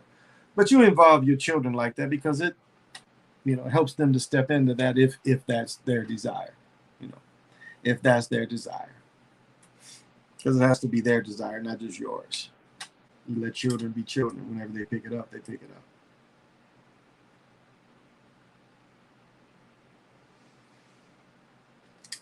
Yeah. Yeah, you saw that. I like that tournament. Yeah, you saw that too. Yeah, when he lifted the dad, pointed up, was like, it's up here. Well, lift him up. Or dad couldn't hold it. The little boy didn't look that heavy. But I love it. I love it. Again, this has been going on forever, and it's good that it's getting the TV recognition because, as I said before, Lonnie Baltimore was the first dude I ever saw go baseline and do a 360 dunk. I could care less about Dr. J. People argue all day. I was like, I don't give a fuck what you talking about. Last night, Lonnie baseline 360. Fuck your Dr. J. I watched that shit last night. Did you watch Dr. J do that shit? Wasn't even sports to the dudes reading magazine. Well, Dr. J did. Or it might have saw a little clip. Fuck what you talking about. You read that or saw a little clip. I saw this dude do this. So I didn't care about the numbers and stuff, but I was like, yeah, this dude I can see do it. So I was local cats and I knew could hoop. Look up Lonnie Baltimore. He'll come up in a Google search. He's about 6'7", but he was first cat from Benton Harbor. Played in Europe. Cool dude, smooth, Gervin-ish, very like Gervin, a little harder. Gervin played guard. Lonnie was more of a 4 or 5. You just straight, but 360 on a dude like it ain't shit. Just like hit off the dude and then 360, boom, run down court. So, I had local heroes.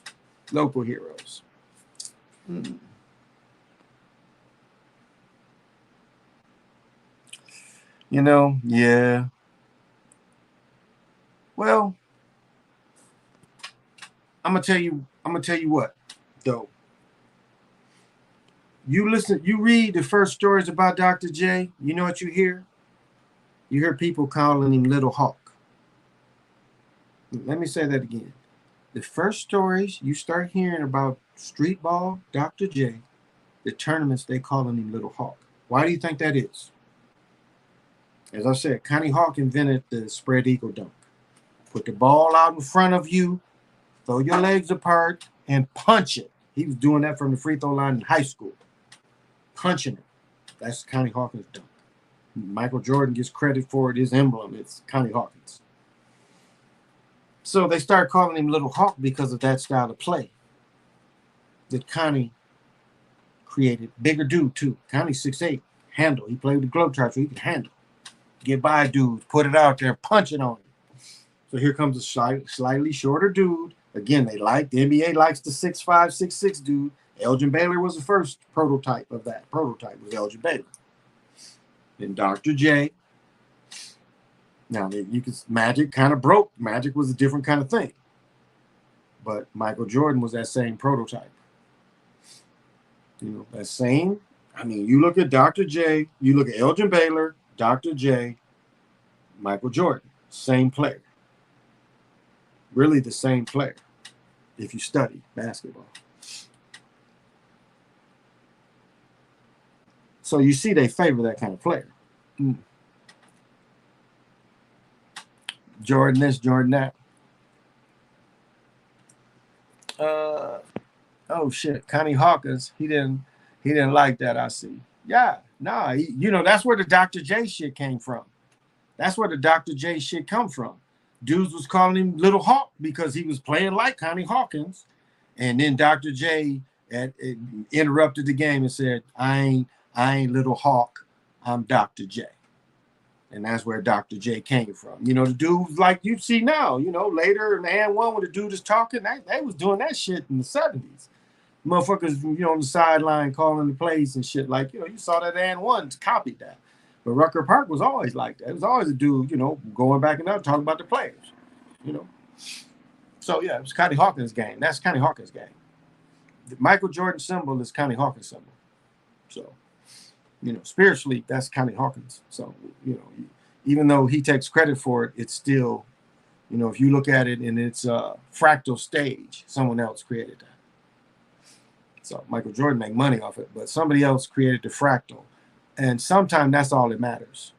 And even though, you know, there's a little wickedness tied to that, in its genuality, it's okay. It gets a pass because the energy that was created deserved to live forever. You know, what was done to Connie Hawkins, this is a tribute to him. Because they were scared of what was going to happen with the New York Knicks, they stopped Connie Hawkins, Roger Brown, and Doug Moe. They killed their careers. Yeah, killed their careers. Connie Hawkins went to pro. He played in the ABL League, where the three-point shot comes from. That comes from the ABL League that only lasted in 1960. Battle Creek had a team called the Battle Creek Braves. I knew a couple dudes that they're deceased now that played in it, though. I'm sitting next, I'm like, you guys played in this shit? They're like, yeah, me out here. We go back in the day. I knew a Globetrotter. I knew an old Globetrotter, Showboat. I knew an old Globetrotter named Showboat, where the Globetrotters came in. When I said Mario, when I saw Mario at Battle Creek, I'd been hooping with Mario here and went to see the Globetrotters at Battle Creek. You know, Mario's my guy, so I go see him. And Showboat, they you know, it's like, we got one of the Globetrotters live here. I think Showboat worked at Post. And they came, the Globetrotters gave him a ball, gave him a jersey. So it was really cool. It was really cool that they did that for Showboat. Shit, when I first moved in the 80s, he was still hooping with us. He was still playing, you know, semi-pro league.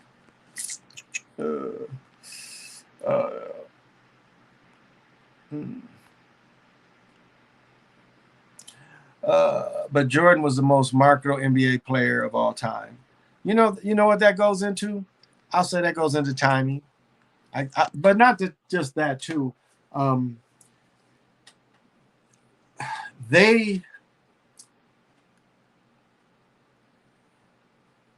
This is part of the community. This is really part of the community. To our community, shoes meant so many different things. Not just status. I know Sly talks about, you know, status of getting the Nikes, but even going back further, the dudes who couldn't even afford the Chuck Taylors. Not everyone could afford Chuck Taylors. You have to understand. As I said, Chuck Taylors was like $12 when I was in 4th, 5th grade. Everybody couldn't afford that. And I know that sounds, you know, that sounds crazy now, but this was reality. Everybody could not afford the $12 Chuck Taylors, especially got multiple children. When you can go to, you know, people know Midwest, Myers, get shoes for $1 or $2. By, you know, instead of, you know, $12, you can go to somewhere like Myers, Zayres, Walmart, Kmart, shoes $2, $3. But, you know, children be severely embarrassed. Well, they used to call them pss, because, you know, the writing would wear off, so they call it pss. Yeah, I remember they used to call it pss. Because the writing would only be on the shoe for the first couple of times you wore it.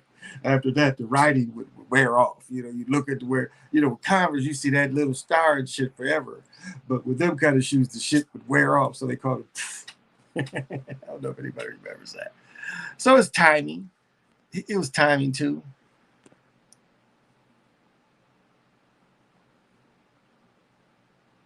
Exactly. CP3. That's right. Yeah, it's a great catch. CP3 does it too.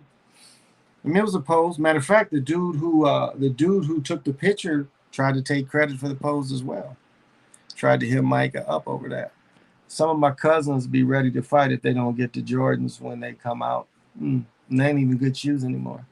They're not even good shoes anymore. I got different plugs with sneakers. I'd rather straight to the house. Yeah, I back then I did, but not now. I didn't know PJ just hijacking other people's work.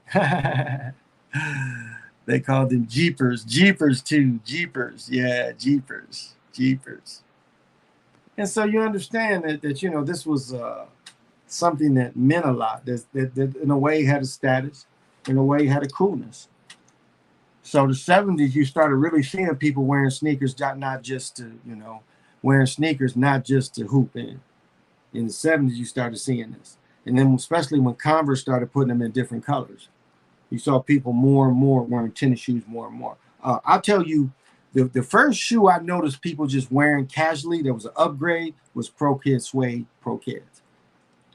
Those was the first shoe that really, to me, hit where everybody was just wearing them. And it wasn't like girls was buying them shoes too. And it was the ones where if you hooped and got sweaty, your socks would turn the color of the suede, or nubuck as they call it now. But those was the first shoes that I really think the women started wearing too. Everybody had Pro Kids on. Everybody had them suede Pro Kids on. We hooped in them like you wear. It was probably the first time where we hooped in the high top pair, and we walked around the school in the low top pair. That was probably the first of that kind of where the culture came in like that, where we consciously had another pair that we walked around school in, not just the pair we hooped in.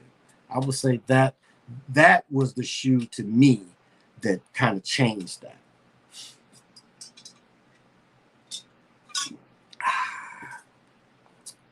At least, from my perspective. I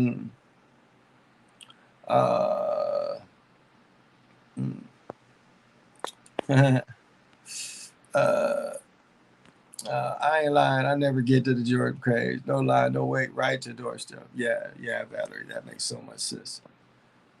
Larry Bird was Converse. And,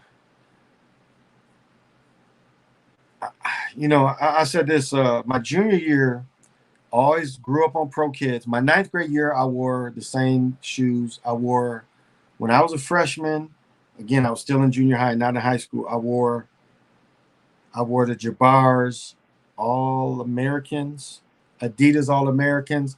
They had actually started making it. The shoe still had the shell toe, but the shoe had a little more nylon in it. So it had leather, like the shell toe leather, and then it had a group of nylon. I think those was called the All-American. And they wasn't just they was like red, white, and blue. The stripes was like red, white, and blue. Like maybe two blue stripes and a red stripe in the middle. Really light shoe, great shoe. I hooped in them after hooping in Pro Kids in 7th and 8th grade. Then they put me in them, they gave us 2 pair of them fucking Cons, and they destroyed my shins. My junior year, I started off with leather Pro Kids, and I should have kept them. And I switched to the Dr. J Cons, much worse shoe. Everybody was taking their shoes back. Most of the fellas was taking their shoes back, getting the Nikes so we can get the Nike poster. And I got the Dr. J's. Terrible shoe, no different. Converse making a comeback. Converse is owned by Nike now, though. Nike bought Converse. So it's the same shoe. You can see some of the same molds. That's the thing. I think me and PJ talked about it. Like the problem with individual shoes is, even if you create a shoe, there's only certain companies that can give you certain molds. That's why most people create a shoe. Like even wear testers, you see with the shoes he got made, there's only so many molds. That's an expensive process. The balls got hit with that. They didn't understand that. And you can't really be cheap. I mean, it's a way you can be cheap and make money, but you got to know the science behind it. Funny enough, there's probably 1 or 2 pair of Jordans I hooped in high school. I wore the olive Jordan 9s. Other than that, I wore penny flight ones. They were 11.7 ounces, if I remember correctly. Wow. Chuck Taylors. Yeah, the Fugitive, the Chucks. Yeah. Or the All-Stars. I wore different Nike flight joints otherwise. The pennies are nice. Yeah, the pennies were nice. Oh, my goodness. There's a chart. There's actually a chart out there of all the Nike shoes that you can find. And I remember I talked about this before, and I think PJ may remember. I don't know if this was Flight Times, but these shoes, if you looked at the shoes in your hands, the shoes looked blue. They really did. If you held the shoes in your hand, they looked blue. But people sitting in the stands and from far away, the shoes look purple. And I found them on that thing of all the Nikes. I found one page one time. It was a book somewhere, but it showed all the Nikes. I mean, literally, it was like everyone's was small, but it showed hundreds of shoes. But I found that shoe, and I forget what it was called. It probably didn't even have the zoom or the air, and that's like basketball wise, when you get into the 10, 11, 12s, and 13s, instead of they made that one with the spat, that pointed one, I think that was the 15. Up to that point, they were the best basketball shoes you could get, hands down. There weren't better shoes. During that period, 10s on up, 10s to 14s, couldn't get a better hooping shoe. Now, from my period, from as much as I played, Again, playing semi-pro, I still played a ton of pickup ball. I mean, if I work third shift, I'm hooping in the morning. I'm hooping maybe I might have a game before I go into work. I was just constantly hooping. So I was going through shoes. So I've had them all. But Jordans, when they started putting them out and started hooping in them, I thought it was really a well put together. Now I had the Ewings. I did have the Ewings. They were a great shoe. I've talked about what is the shoe Kawhi wears? Kawhi, that shoe he wears. What is it called? Kawhi shoe. I bought a pair of those in the summer of '87. Those were a great shoe. They were the James Worthies. That was a great shoe. Well, that company that Kawhi is with.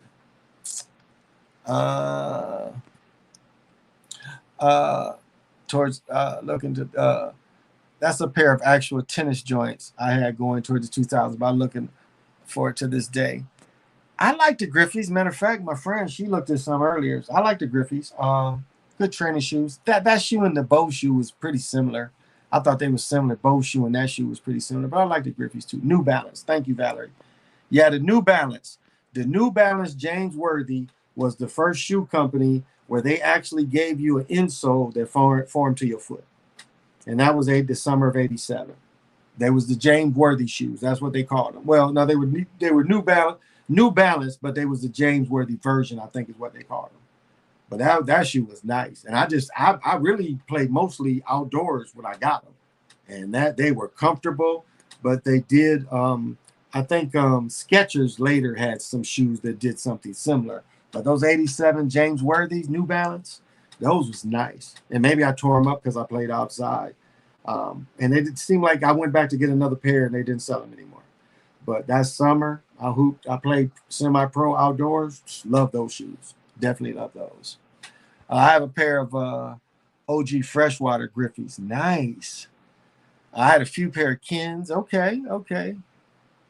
Yeah, they was high tops. Absolutely. High tops. Yep. They was high tops back then. Yeah, they was high tops.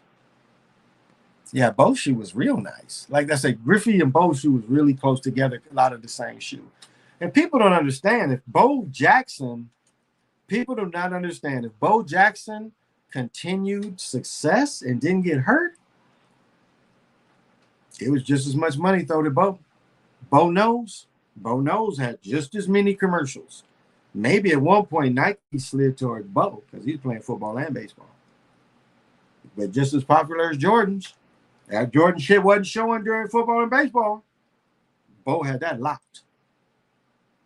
During football games and baseball games, you wasn't seeing no Jordan commercials. You were seeing Bo commercials. Look it up.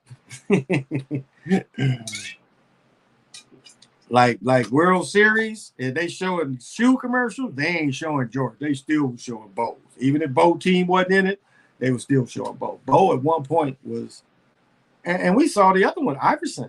Iverson at one point was just as, so it wasn't like other people wasn't just as famous. Iverson's shoes, and Iverson was just as famous as one point. I would say the only person that didn't reach the fame of Jordan, I don't think Shaq ever really reached it. I don't think, despite Shaq winning titles, he never really, even the movies, never put him in Jordan fame. I never thought that. Iverson reached that. Shaq never did. The movies, the championships, never made Shaq as famous as Iverson and Jordan. I never saw. I didn't think that. So, yeah, Bo was nice. He was. Yeah, Bo, fast, strong, hit a baseball. Shit. Funny you say that all the sports have some type of Jordan gear. Oh, yeah, now. Nike Hurricanes. I looked at some of them today. Nike Huaraches. Nike Huaraches. I got you. Nike Huaraches. Yeah, Bo was nice. Bo was a great athlete. It's a shame that really he didn't have to get hurt. I can't say that he was hurt on purpose. He should have just went out of bounds. He took extra contact and, you know, grabbed him funny. It's funny, I know a lady that's so good when he's playing pickleball, because I didn't get a chance to play. I was just hanging out today, you know. Cool, just being cool, you know. Some days you got to play that role too. But there's a lady that she's so good at when you're switching steps, because a lot of times when people take steps up, they'll put their head down. They won't have their head up or their paddle ready. And she's really good at catching people changing steps. Because some people, instead of, they have to, you know, have the rhythm of having the right step to defend, you know. Like that play with Gale Sayers trick a dude on one leg. It's a play where Gale Sayers tricks a dude just one leg. He double takes a step up. Dude put in my comments, and he's right. There's a play where Gale Sayers takes the same move. He takes two scoots on one leg forward to trick a motherfucker. Nothing like Gale Sayers. Not Barry Sanders, that running backwards shit. I don't care. Barry Sanders was not as great as Gale Sayers. Didn't have the same movement. Not saying he wasn't great players. Wearing hoodies in this heat. You know, these weird, man, I tell you, that's like when I went to North Carolina first, and it was like 90, like the first night I spent on campus, it was 102 at 1 o'clock in the morning. No fan, just the window open. I'm just like a son. I'm from Michigan. I'm just, you know, they tortured me in practice, you know, my muscles, everything hurting. I begged my dad for a fan. And I'll tell you what, after a week of 105 temperatures, that fan felt like air conditioning. AB performed at Rolling Loud in the leather outfit and all them lights. Ooh, that had to be rough. I work with a dude like that, though. I wonder if he's a heroin addict, though, too. Because I work with a dude, he only wear hoodies and he wear the stoner hat every day. You know, stocking cap all year round. But I wonder if he's a heroin addict. That's what I kind of get out of it, this cat. Because it's like, why do you have to, you know, cover your arms? Most heroin addicts do that. Like I work with one dude that's a lead, and he's like one of the shift, you know, leads. And he's, you know, got all the looks of a meth guy, but he seems to be on top of his shit. So right on. You know, you can do that and still be on top of your shit at your job, you know. You ain't harming nobody, whatever the fuck you do. You got to see AB's performance. Okay, I had to look that shit up. Some Indian people tell you the layers keep you cooler. Shit. The only layers is linen. Linen. And that's one thing I miss about living in Michigan, because when the Muslims took over Dearborn, the finest linen in America was sold in Dearborn. And I don't know if people really hip to wear linen. You know, if you want to wear clothes, linen in Dearborn is the best place to get linen in America. Now, it used to be. But it's like when I, you know, didn't want to just wear short outfits all the time and wanted to get linen, the best linen was in Dearborn. And that was closer to me in Detroit, so. Probably still so, I'll say, too. Probably still so. The best linen probably still come out of there. Linen in the summer.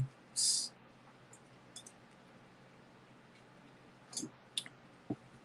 a way to still be cool when it ain't cool. It's hot outside. You can get good linen in DC too. Anybody from DC, like, no, you can get good linen in DC. Yeah, you can. You can too. But I still say the best linen in Dearborn. Matter of fact, if I go to Michigan, I'll go to Detroit and go get some linen and some gaiters. Even though I can't hardly walk in them. I heard Shaq's shoes started from Payless. Really? I think he later switched Shaq's shoes to Payless and Kmart. And then later Walmart picked him up. Kmart, I think, too. I think Kmart first. But Payless, then he had Reebok at first. Before he did that, he had Reebok. Some Indian people. I don't know. I don't remember him being Payless. I remember him being Kmart, though. I remember when he switched to Kmart. So did Chris Webber at one point. They both switched to Kmart. I thought that's where they ended up at, but they making a small comeback in Walmart. Ah, okay. Okay. No, Reebok was first. Yeah, that's what I thought. Reebok. Shaq Novices. Okay. Mm. Okay. Yeah. Shaq Novices. Yeah, they was the Reeboks. Because I bought a part. What is that shit? Um, it was like they give you credit and you pay. So I got the Shaqs like that because my ex had it. So I got those Shaqs. And those Shaqs were just as comfortable um, as the Iversons. Just as matter of fact, I bought those and then got the answers that came after that. I had the not the two-tone. I didn't like those, but I had the original ones with that hexalite, whatever they called that. But it was like the Shaqs. Great shoe. Great shoe. Matter of fact, I got that answer, the one after the Shaqs. I bought them Iversons that had that hexalite in them. I think they was the answers. And then I bought the patent leather blue ones. Those. I'll say, and I know I give a lot of praise to those Jordans. Those were probably the best Reeboks ever, even better than the pumps. I had some of the pumps too, but that patent leather Iverson they came out with, maybe it was the Iverson 3s or 4s. I think maybe the 3s, that patent leather shoe. And I think we talked about that shoe before. I think PJ sent me a picture of that from East Bay. But that shoe was a great shoe. I mean, that shoe I played against. My guy was selling them, and I remember my cousin's husband was playing. He always played with me, and Gus Mackers, and he brought the shoes brand new. And I was putting work in on people. He's like, I know you wanted the box, so I did not bring you the box, and I didn't collect them, but you gonna give me some shoes, you'll give me the box back then too. So I put on them new Reebok patent leathers and went to work at all people. I had started developing like the little half spin, the little fake spin, because that was my main move, just spinning off a person. And people would just go for that little half spin. They would never know when I would do it. And I would just like you say, you put it on the string and just killing dudes because I'm so strong, I'd get inside of everybody. Like you see, even with my son, if I'm going up, they would block it with my right hand. I just easily switch to my left hand when they couldn't block it. But it's a lot of times I got this leverage with my left hand. So that's why 3-3 you can break people down. Shaq shoes were horrible. Not those Finger Hut. That's it. The Finger Hut shoes. Yeah, the Walmart Shaq shoes, but not them. Not those Reeboks that had the hexalite in them. Those Reeboks that I got from Finger Hut that had the hexalite in them, that came before the Iversons, them was great shoes. Those were a real great shoe. Because matter of fact, I bought the Iversons because of those. Because I think Shaq, yes, they switched. Or maybe them black and white ones of Shaq was the next one. But them first Reebok Shaqs, I didn't like. Matter of fact, that was the second Shaq Reeboks that are probably more popular. That first Shaq was a better shoe than the ones that are popular now that they brought back. That first shoe was a better shoe. I didn't like that second Shaq from Reebok. I didn't like that shoe. I still wear Reeboks. Iversons, pumps are my personal Reebok pumps. But you know what? I can't wear them because they're too narrow. They're too narrow. The way they make them now, they're too narrow. They come with that narrow toe. Can't wear them. Can't wear them anymore. Can't wear Reeboks anymore. Especially the Iversons. Avery Johnson. I don't know, D-Slim. I don't know. I ain't going to hate on him, but I don't know. Quick. I definitely say if if they was looking for a replacement Avery Johnson, Tony Parker would have been the same player. Tony Parker and Avery Johnson was the same player. Same size dudes. I'd say Tony Parker was quicker, during his peak, but same type of player. So not really high on him. Not high on Tony Parker either, because neither one of them could shoot deep, But back then they could play. I've been looking for some pumps. They got them out there. They do. Used to have the black top. Yeah, that's the ones I gave. The black tops. Yep. You try to size up. Yeah, the toes are too narrow. I can wear 13s or 14s because technically I'm probably 13 and a half. But those are very rare. Normally, if I go somewhere and find 13 and a half, I buy them. But they're very rare to find 13 and a half. So normally, like if it's a pair of shoes, I got to put my insoles in. My custom made insoles, I got to wear 14s. Ain't no 13s gonna fit them big, these big hunky things. So I have to go up a shoe. So I can wear both. So yeah, Reeboks don't work. Their toes are just too narrow for my feet. Because I love the answers. They used to be so comfortable. But I said those shacks was comfortable too. Those was really super comfortable. Liked hooping in them too. Matter of fact, I hooped the outdoor summer in them shacks. And they was pretty durable. The Hexalite's pretty durable. Yeah. Yep, I did. I bought a pair of black, green, and white pumps. Yeah, those blacktop edition ones. I told you. I told this story before. So we go down to Fort Wayne has a gym complex called Spice, where they hold AAU, championships or district championships or whatever. It'd be, teams like this place probably got, I don't even know how many hoops to tell you, how many gyms. But it's a basketball mecca. And I bought, matter of fact, I bought those stack houses down there. And those stack houses suck. Yeah. So I bought them blacktops in Battle Creek, but I also bought the stack houses when I got down there. So, I was always playing with 2 or 3 shoes, and I saw a dude hooping in track shoes. And I just bought them blacktop pumps. And again, they wasn't terribly expensive, but they was brand new. Maybe I wore them like one time. Like when we got there, I might have worn them a game or so before I met him. So I wore them maybe once at the most. And I just saw that child, and I was like, wow. And so I just went up to him, and I'm like, what size shoes you wear? And he said 13s. So I went back in my bag. I said, here. I said, how many games you played? He was like, this is my first game. I said, man, you're going to play at least 4 more games. You can't hoop in them. I said, here you go. You can take these. And he looked at me, and he just kind of looked really weird. And he looked at me. I'm saying, look, I'm going to tell you like this. I ain't going to ask you again. If you don't want these motherfuckers, I'll go put them back in my bag. So I'm not going to beg you to take these motherfuckers. He's like, oh, I'll take them. So I just gave them to him. And I walked back to the other refs. Was like, you know him? I'm like, nah. And the shoes was brand new. Maybe I wore them once. But them black top ones, I gave to that child. And he hooped. I don't know how they ended up doing. I never saw him again, but I gave them to him. Brand new. I think I might have paid $80 for them shoes and wore them one time.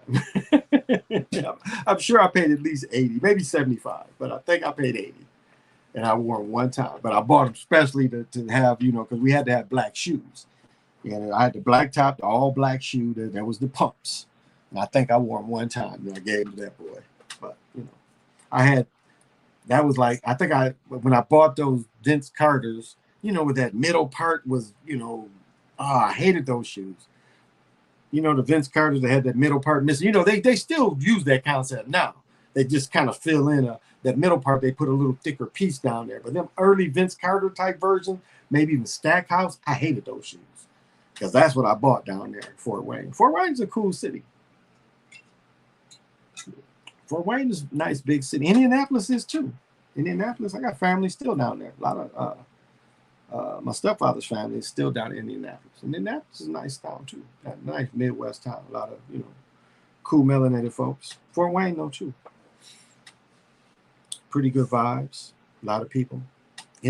Indianapolis in the city, they got like for 100 blocks of nothing but mansions. 100 blocks of mansions on both sides. For 100 blocks. Kind of pretty, area to drive through to see all these houses. I mean, literally 100 blocks of mansions. You go from 100 down to 1, and it's both sides, just big houses, miles. You're going miles. Pretty to see though. Really pretty city too. Some Midwest cities. I mean, PJ from the Midwest. I've been to Cleveland. Cleveland Heights. I've been to Cleveland too. So. Cincinnati, Dayton. My cousin used to live in Dayton, used to hang out in Dayton. So, yeah. I was about to leave my cousin. He was fiending on me, about to leave his ass in Dayton. Like, nigga, you came down here to get high with your girl. God damn. I mean, that's really what I ended up doing. I ended up taking this nigga it was like a 4 or 5 hour drive from Michigan to go to Dayton. Just to shoot down 75. And really, it came down to he wanted to just smoke crack with his girl. Like, you motherfucker. Wow. And this is what happened to them. They thought they bought some crack and they bought some stones, little stones.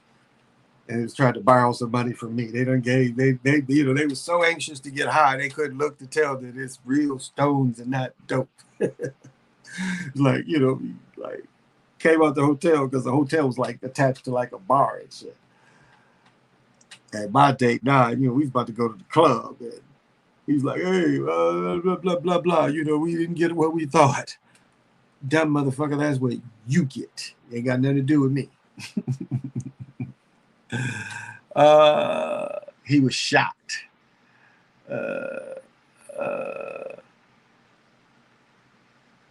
Nah, Stackhouse was Stackhouse. Nah, Fila was Grant Hill.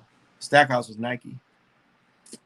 And Stackhouses had that middle gap there. I never liked that style of shoe. So D Slim says the white retro 9s are my favorite Jordans. Okay. I showed the ones I just got. I wore them for the first time. I think they got the new buck 10 rings kind of deal. Showed him a couple weeks ago. He was shocked. He was stupid. I was about to leave his ass down there. The Nike Shocks might be the Shocks. Yeah. My cousin passed by now. He passed. He passed many years ago. But I was about to leave that nigga. Like, nigga, I ain't giving you no more money. You dumb motherfucker. You can't even look at this shit. You so eager. You know, you so deep. You just look like. I've had guys. Let me tell you this. I've had dudes be sitting with me and see somebody coming. Like, see they truck on the next block and know they got to come around where we go. Run outside. Get some fucking pebbles from outside. I mean, get out of my car. Literally, get out of my car. Go to the dirt. Find some fucking bullshit. Jump back in my car. Clean out the shit and say, watch this. And the motherfucker would come, you know, we look at him. Dude would run out, you know, and sell him some fucking pebbles. He just find the car pull off. I've watched dudes do this to people. Like, motherfucker, you so eager and scary. Anything you give me, it looks like it. Like, nigga, I would have gave you a sugar cube. At least you'd have got some sweets off it. Are you a fan of the Kevin Garnett shoes? Wasn't really. The ones they released with the Garnetts was really kind of like I said before. The Adidas store had been having them Tracy McGrady's, the patent leather Tracy McGrady's, the green ones. Yeah, Garnett shoe was very similar to that, because if you remember the shoe that Garnett featured was that same style where you had the Adidas in the back, remember? But it was like an all more leather shoe instead of patent leather. It was the same shoe, but that's what I thought. You know, the Tracy McGrady's earlier shoes was, to me, the same shoe Garnett wore too. And I said before, Grant Hill locked down Detroit. Wasn't nobody wearing Jordans, Adidas, nobody. I'd never seen anything like it before or since, where everybody in the city wore what the local star wore. I mean, Chicago, very similar to, you know, early, especially early Chicago. That would be the comparison, you know. You in Chicago, you did not see anybody else wearing anything with Jordan. I mean, really, just everybody. Detroit was opposite. Everybody wore Fila. While Grant Hill was at his peak, everybody wore Fila. I mean, lock. You would not go anywhere and see anybody wear Nike shit. Like when we went out and we would leave, we wouldn't wear that shit. Like the Bulls jackets and all that shit would never go. We went to Detroit. That shit would stay home. We'd gear up with the Fila shit. One time I looked at the Fila stuff, a Fila jacket today. At one time I had 5 or 6 Fila coats. And some of the Fila winter coats was reversible. Just buying that shit to buy that shit. Matter of fact, Fila sold boots. They had jeans. They had hoodies. I don't know if you remember Fila hoodies. I mean, Detroit was thick with that. Go out, that's how we looking, you know. Shit, Fila boots, Fila jeans, Fila hoodie, and a Fila winter coat. Fila hat. That would have been the Detroit, you know. That would have been the Detroit look. Not necessarily Max Julien. Or, you know, if you were the Max Juliens, you had all Fila inside, and then you had the Max Julien. Max Julien. I was playing with my friend. I was playing Name That Pimp. She didn't know what Max Julien was. You know, y'all old enough to remember the Max Julien coats. That was kind of a Detroit thing too. I had a Grand Hill joint earlier today. The Grand Hill. Stackhouse did wear. Oh, he did wear Fila. Okay, I didn't know. Okay, I had the Grand Hill Piston joint. Oh, 6'8" Jordan. I mean, really was. You guys kill it over here, Jordan. The Nike Zoom double stack reminds me of the Shock. Okay, yeah, the Shock shoes I didn't like them. The new ones have that. The ones Jason Tatum Look at how they're designed. It's still that little gap piece. They still do that on the newer Jordans, like what is it, 32 and up. They still use that technology. They hide it a little better, but it's still separate. Where the technology is the foot, the back foot and the front foot are separate pieces, and then they insert that middle piece in there. It's that same shoe technology. They cover it up better, but it's my feet don't that hurt my feet. Like no other shoe had really hurt my feet. That really hurt my feet. Oh, I'll tell you where I had a problem with the Reeboks was the John Walls. Actually, it was a great shoe, but that was when I was starting to have problems with my plantar fasciitis. But that was a great shoe. The John Walls Reebok, that was a great shoe. So, but again, pinching my feet. But I like that shoe too. That was around the time, but I started having a serious, didn't realize new shoes could fuck your feet up.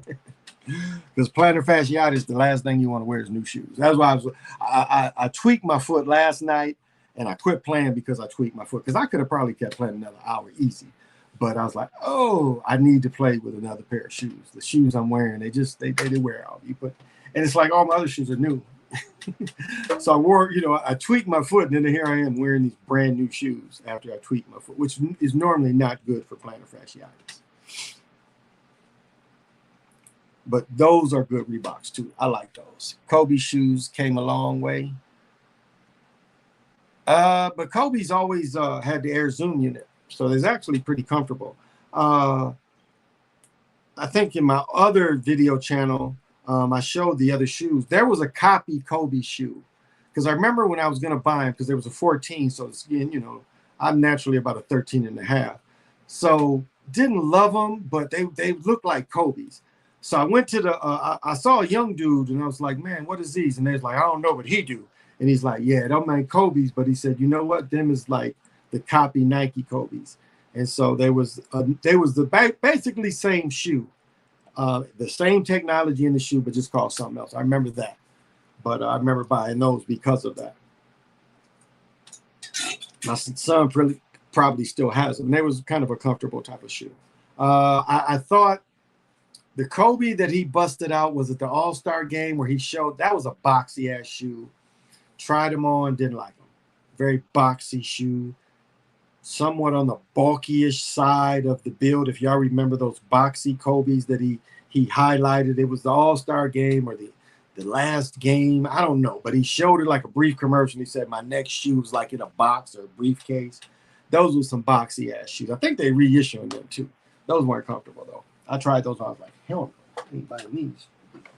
Especially there was, I think at that point it was like good Jordans you could still buy and good Iversons you could still buy, and you bought boxy ass shoes. But when they later got into the true Mamba shoes, very very very good shoes, very good technology. Oh yeah, I got new shoes. Yeah, them last Kobe's was comfortable. You hit them with the new racket. Oh yeah, I got the new racket and I got new shoes. So I'm trying to figure out. I got a pair of them Donovan Mitchells, and them Donovan Mitchells, even though they blue and gold, they're black and gold, and I ain't got a lot of shit to match them. These shoes is something different about them because they got the numbers in the shoe, and so I don't know if I want to ruin those shoes because the box is different.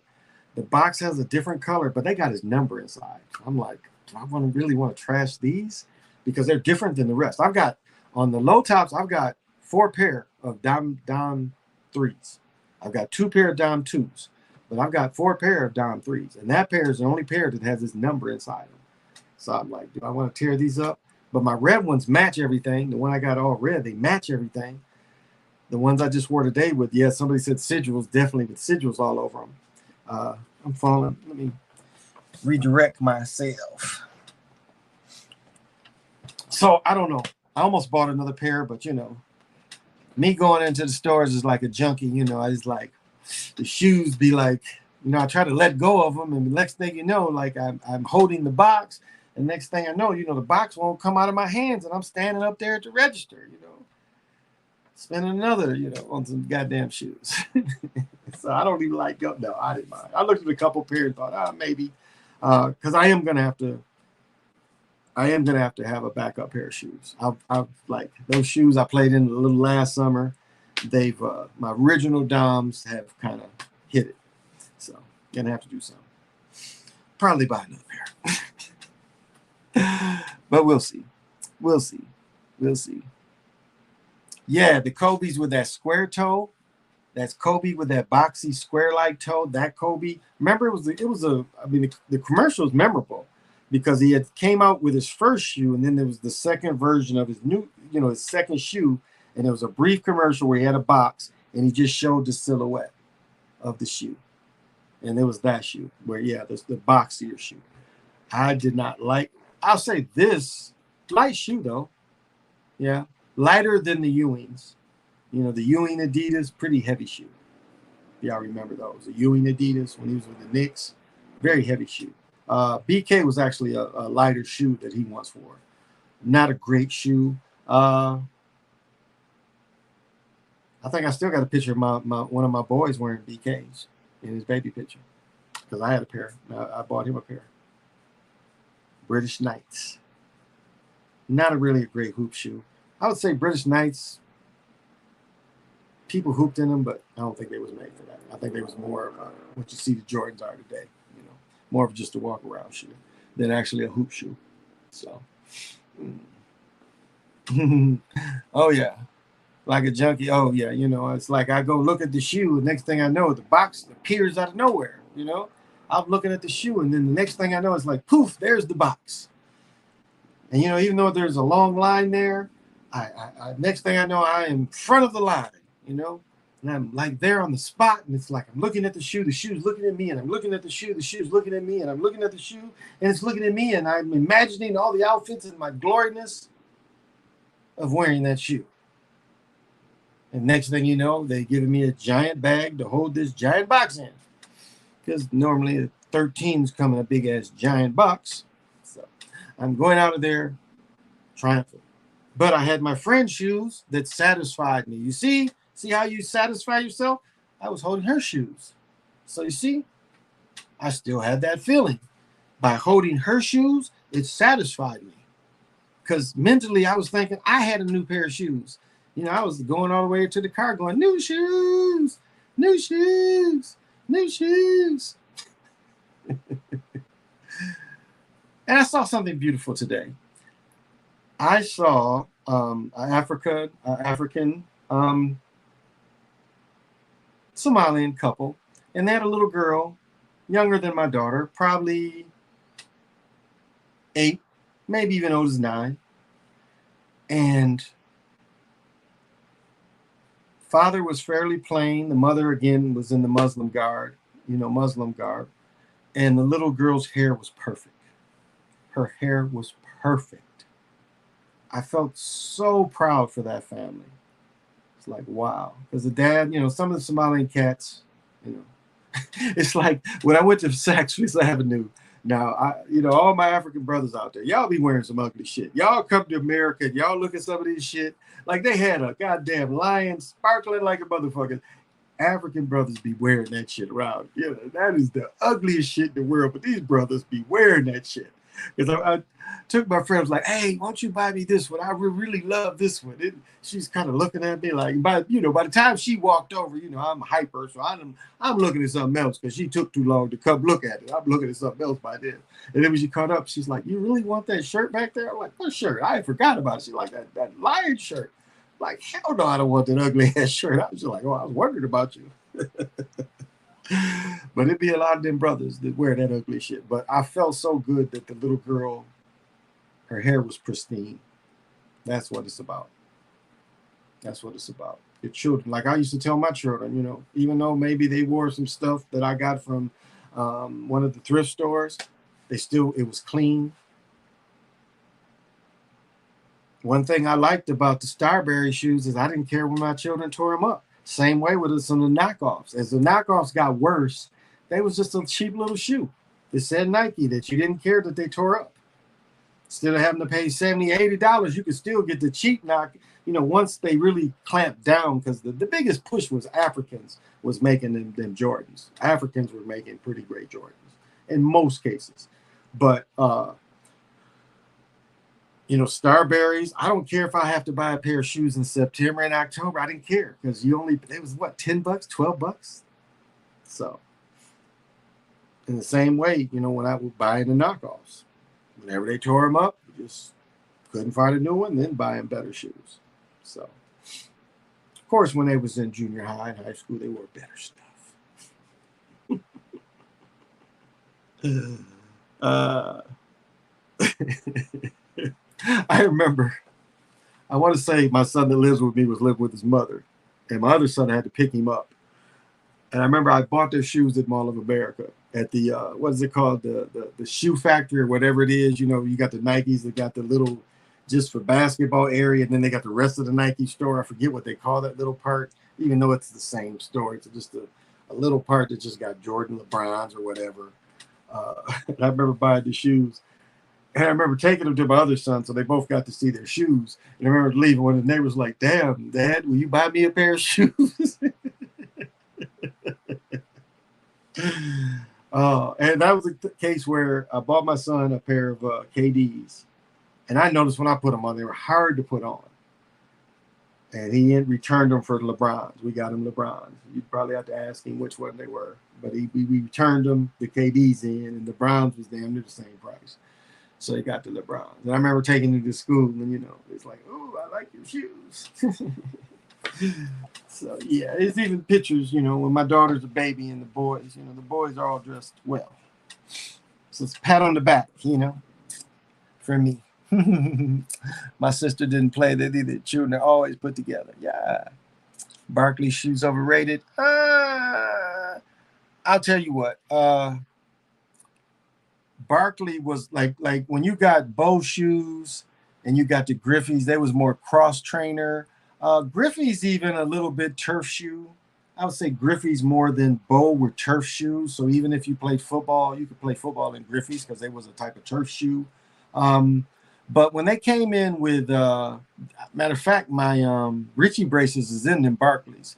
When they came out with the Max, when they came out with those, with the Air Max, with the Zoom unit in the front, that was actually a pretty decent shoe.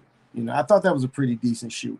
But again, the same problem that you had when you had the Adidas that Patrick Ewing wore. Heavy shoe, very heavy shoe.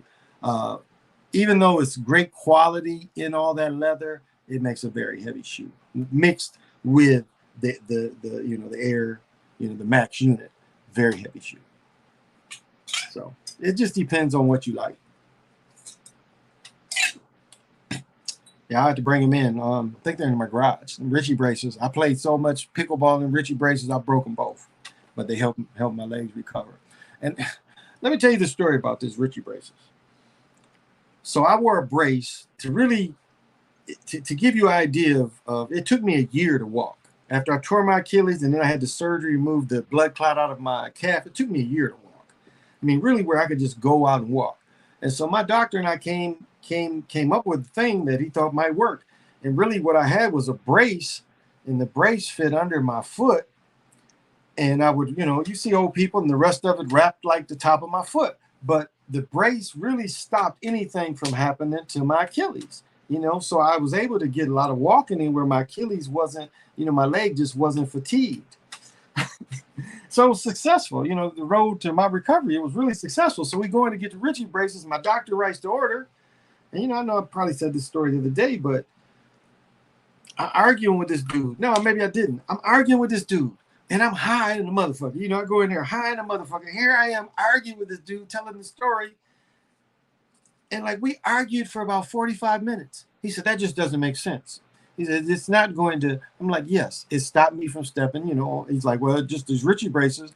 But Richie braces are set up the same way. Now, Richie braces are made not to make your foot go this way, but there's also enough support underneath where you're not getting that hard shock on your Achilles. I mean, it's just a natural way. They're bulky as fuck, though.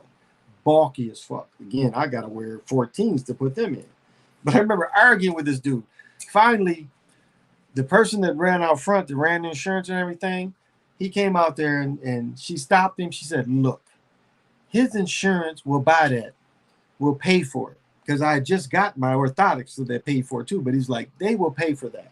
So if that's what his doctor orders, give him that. It'll help me start to play pickleball. I mean, it was killing me side to side because I really couldn't move, but it gave me the confidence and it strengthened my legs enough. I tore them mugs up to where I'm in today, you know, better shape. Energy out there to, you know, my brother.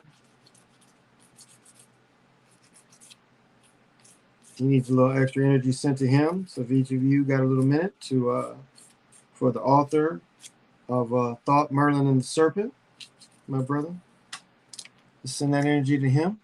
He'd appreciate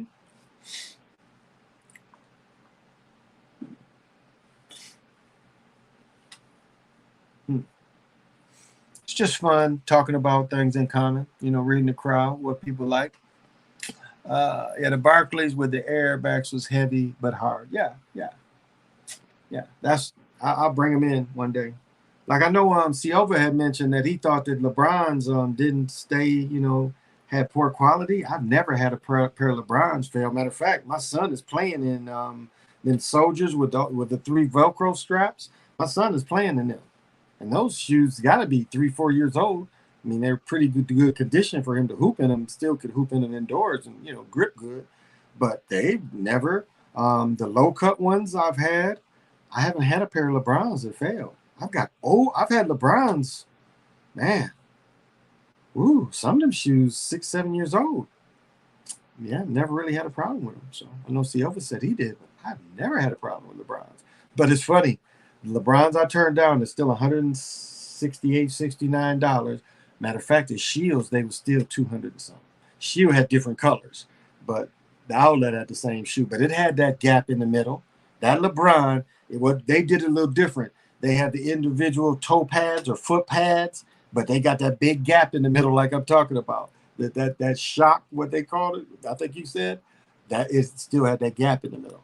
But it does it differently because it has the heel pads and then it has the pads in the forefoot, but it still has that part in the middle that's kind of separated. It's that same technology. Actually, it's pretty comfortable though. And that LeBron version, I just was like, yeah, I'm not gonna spend $180 on these shoes. Well, there's no tax on shoes, so there was 167. It's like, yeah, I don't want them that bad.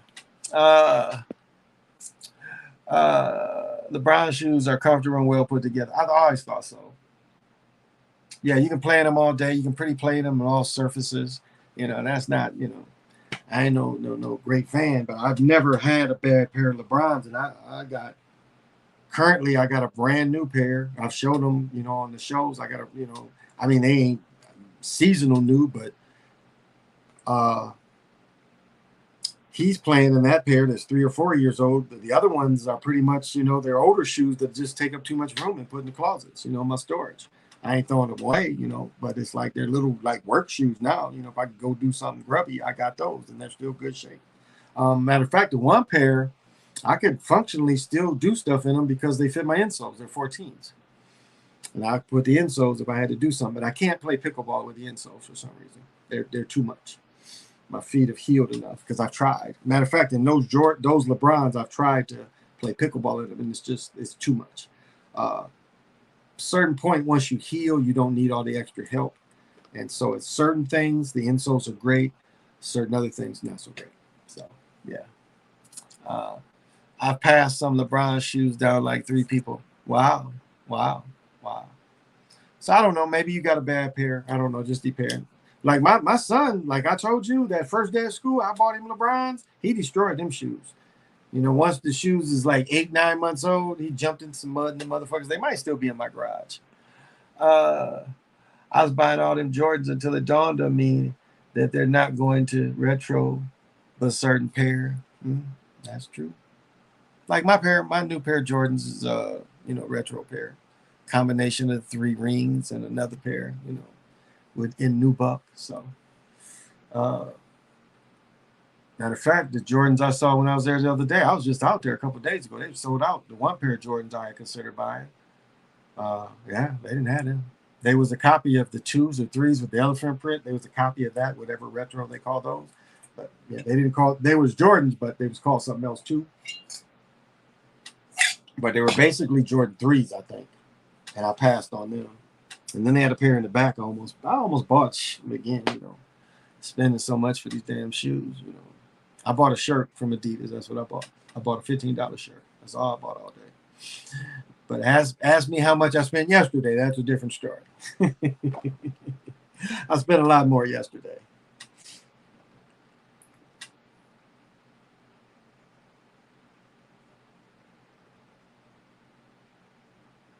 But yeah, smooth day today. Smooth day today.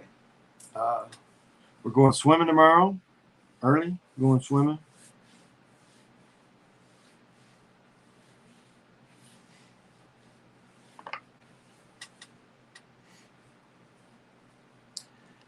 And hopefully play pickleball with some dominance. Play pickleball dominance tomorrow. Have fun. So, okay. Yeah. I'm about to have to cut it. I set my clock every day for 10. But if I don't feel rested at 10, I stay in bed until 1. I stay in bed till 1. I run my air conditioner until I'm freezing. Then I turn it off. Wake up and turn it off.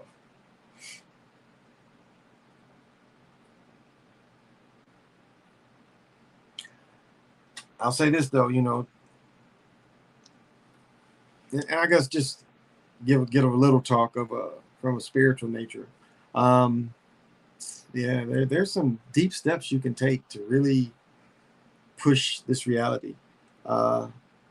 Seeing so many mistakes, seeing things not make sense.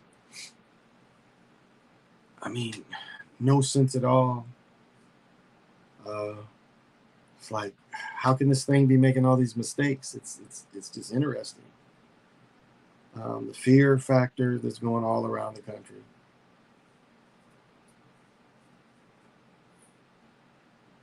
To make us fearful of everybody. Why?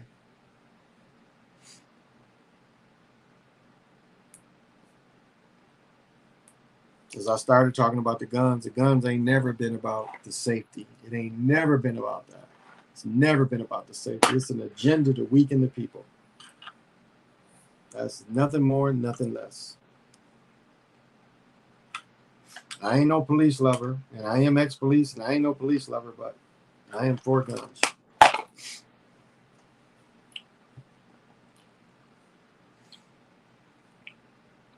And the people that's trying to take the guns away from people know the power of the people having guns.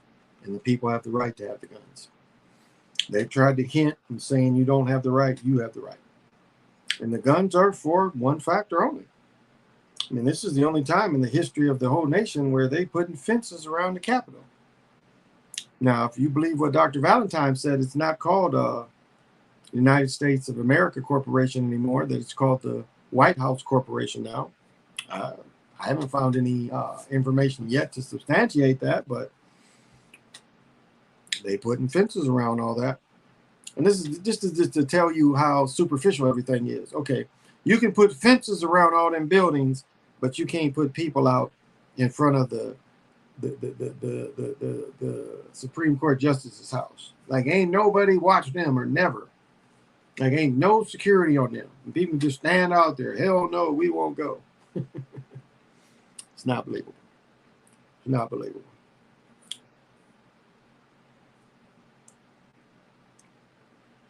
As I said again, you take these stories in, what does it mean to you? That's what you got to think.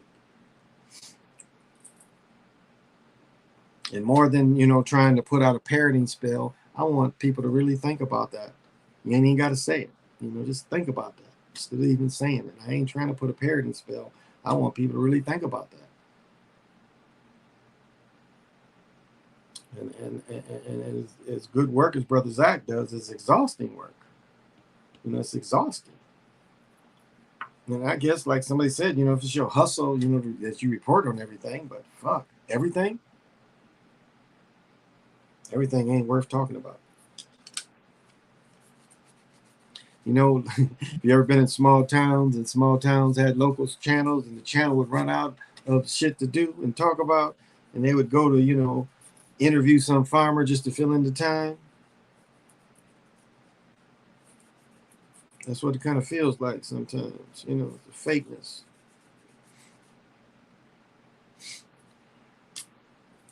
Fakeness about it. So I think in their fakeness, we can gain power.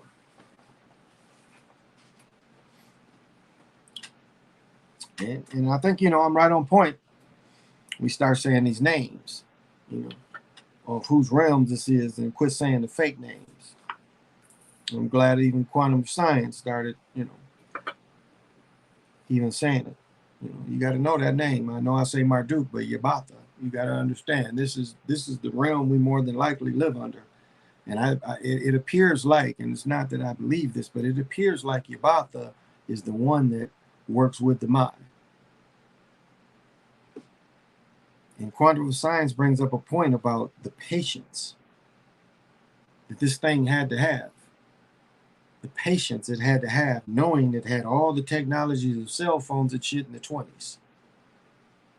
You know how patient that thing has to be? That thing could have put, like, there's the scene on Star Trek where Star Trek, goes back in time. I think it's a hologram, but they go back in time. Might be on a holodeck or some shit.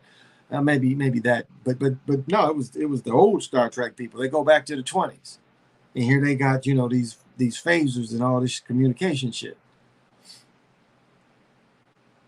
So do you know the patience that it just invented just the telephone, and then it just slowly gave up, for the telephone, but at the same time it invented the tape recorder, and the same time it invented movies. The first people that went into motion picture movies was getting sick, just seeing the ocean. Because they couldn't take that movement, and the way movies move, it was making people sick. People watched the Frankenstein, scared the motherfucker. It's not even Frankenstein, it's the monster. People seeing the monster, scared the motherfucker. Or seeing the mummy, when the mummy got one move. Walk forward 1 foot behind the other. Choking. He can't do nothing else. He would miss 1,000 times. If he went in the hood, he would miss. Mummy wouldn't choke one person in the hood. Everybody would dodge the mummy. Mummy, people probably bring the mummy sandwiches and shit. But the mummy was around brothers, the mummy would be a missing motherfucker. That's why he was always around Europeans. He's like, they easy to get. Y'all ain't faking me out. Ooh. Brothers be like, oh, mummy. No, not today, mummy. Brothers be faking the mummy out all day. The mummy be missing and shit. Ooh, ooh, ooh. With that one hand and 1 foot behind the other. Mummy would have success in the black neighborhoods. What's your name, boy? Dracula? What kind of name is that for a nigga?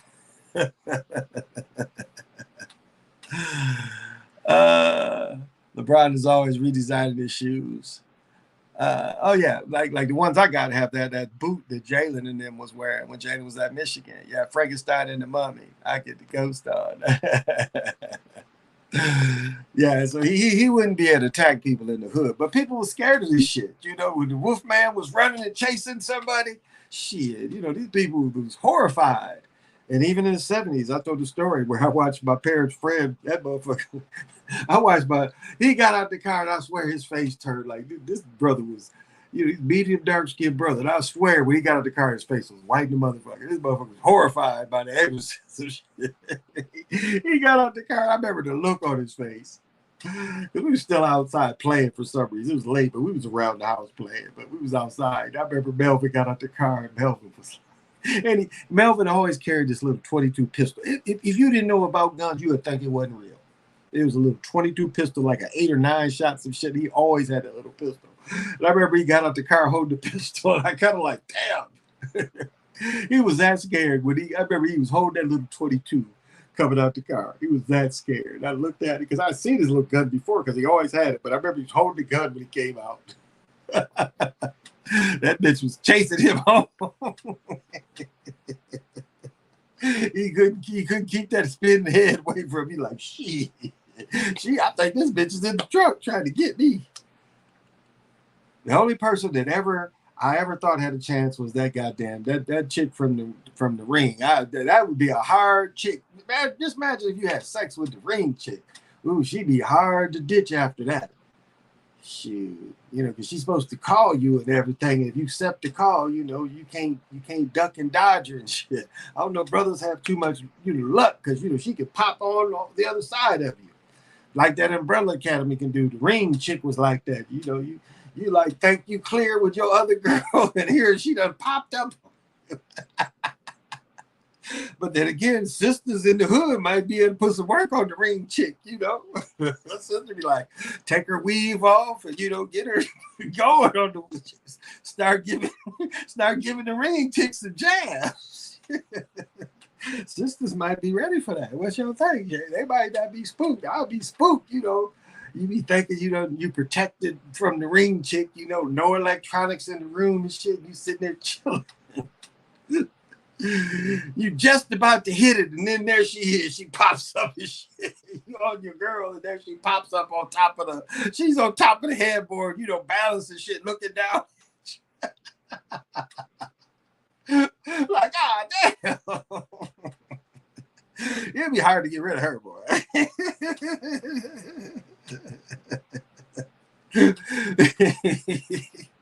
You couldn't even get away from her like in an Uber. You think you didn't drive, you just Ubering and shit. You just listening to some music and shit. And next thing you know, you turn there, she is and shit all soggy, looking at you and shit in the car. Smelling like, like she's in the river and shit. You in the Uber like, God damn, bitch, I'm going to work. She's sitting there. The man in the Uber's tripping too, like, I'm charging for that bitch too.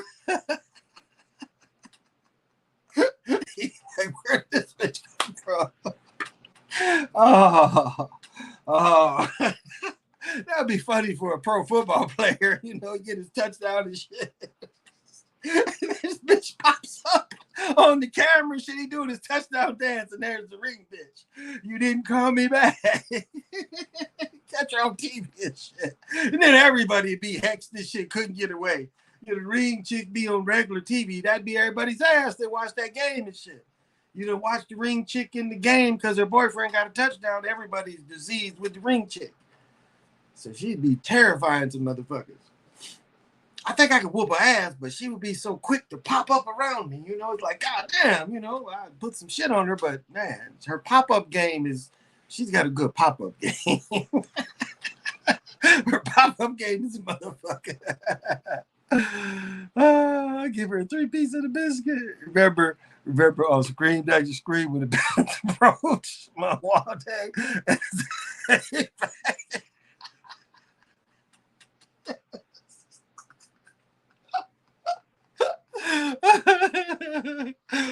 Oh. My funniest all-time TV line comes from Cooley High. Now, do you remember the part? The dude, I want to say, later played in the original 21 Jump Street with Johnny Depp. He was the captain, but the dude had convinced this European dude that he can go get some. He talking about going up Capri Green to go get him some. So right before the dude goes in, he's like, look, I'm going to be honest with you. He quantifies, she's a thief. He said, give me all your money, put your money in this envelope, and, it'd be safe. So when you get done, you just get with me. The dude, licks the envelope like that's going to make it secure, but he gives him all his money. Then the dude goes upstairs to the room. Dude knocks on the door. This big greasy brother answered and said, what you doing here, Hokey? Oh, shit. The first time I had I was able to rewind that shit. Oh my goodness. He's like, what you doing here, Hokey? Shit. And my ex, she did not find that shit funny, but that shit was funny as hell. The dude's got he's got a little nerdy dude back there. That was funny too. Oh my goodness. That's my favorite part of Cooley High. That is my favorite part of Cooley High. And I rewind that shit. Oh, and the next one is Michael Corleone in Godfather 2 slapping Kate.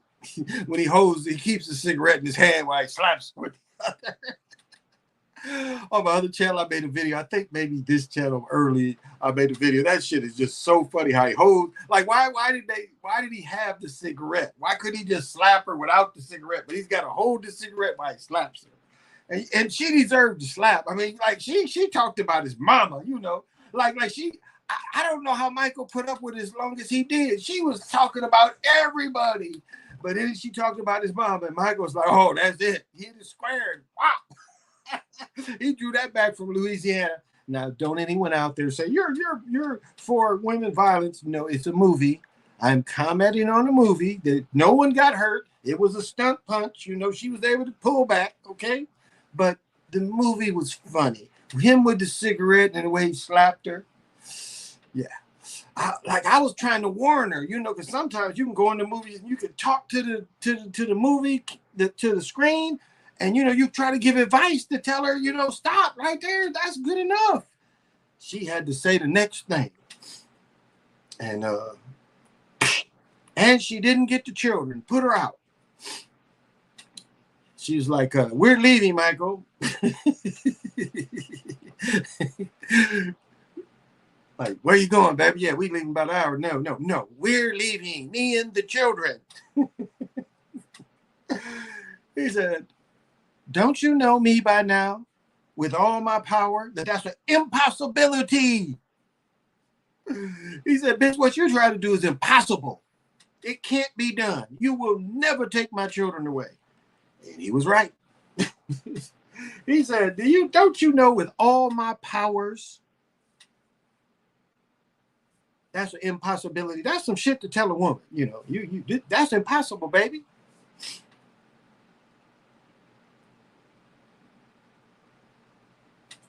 But to hold that bag where it is impossible, kind of is a metaphor too.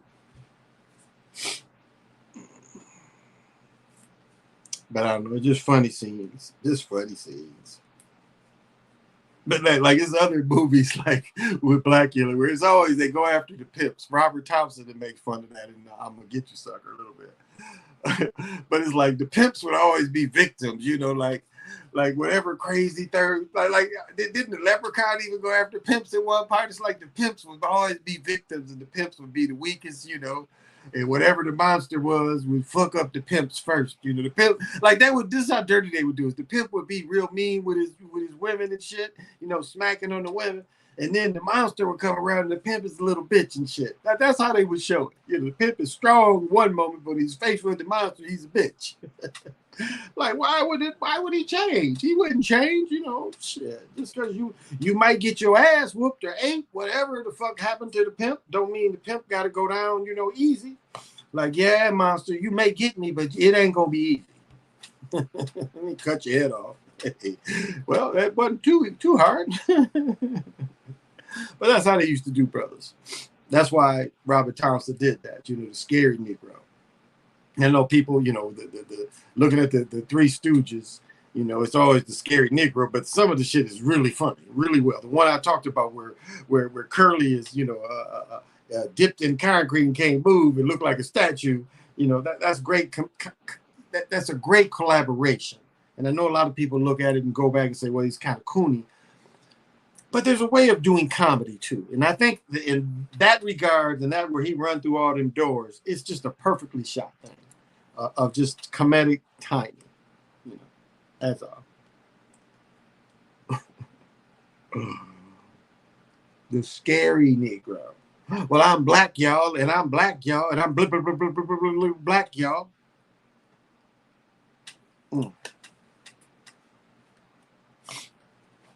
Music makes you lose control. Well, I think probably had enough. You got a fairly busy day.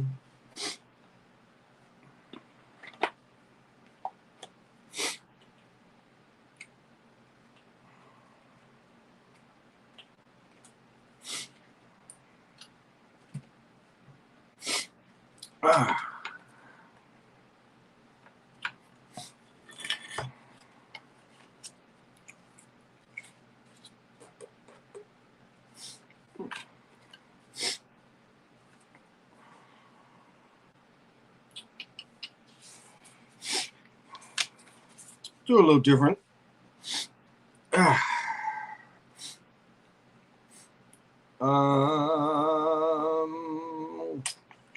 Interesting. Yeah. So, okay. Give some card energy out there tonight. And it's the Hangman, which is in Neptune. It's sacrifice, ideas, divination, and prophecy. I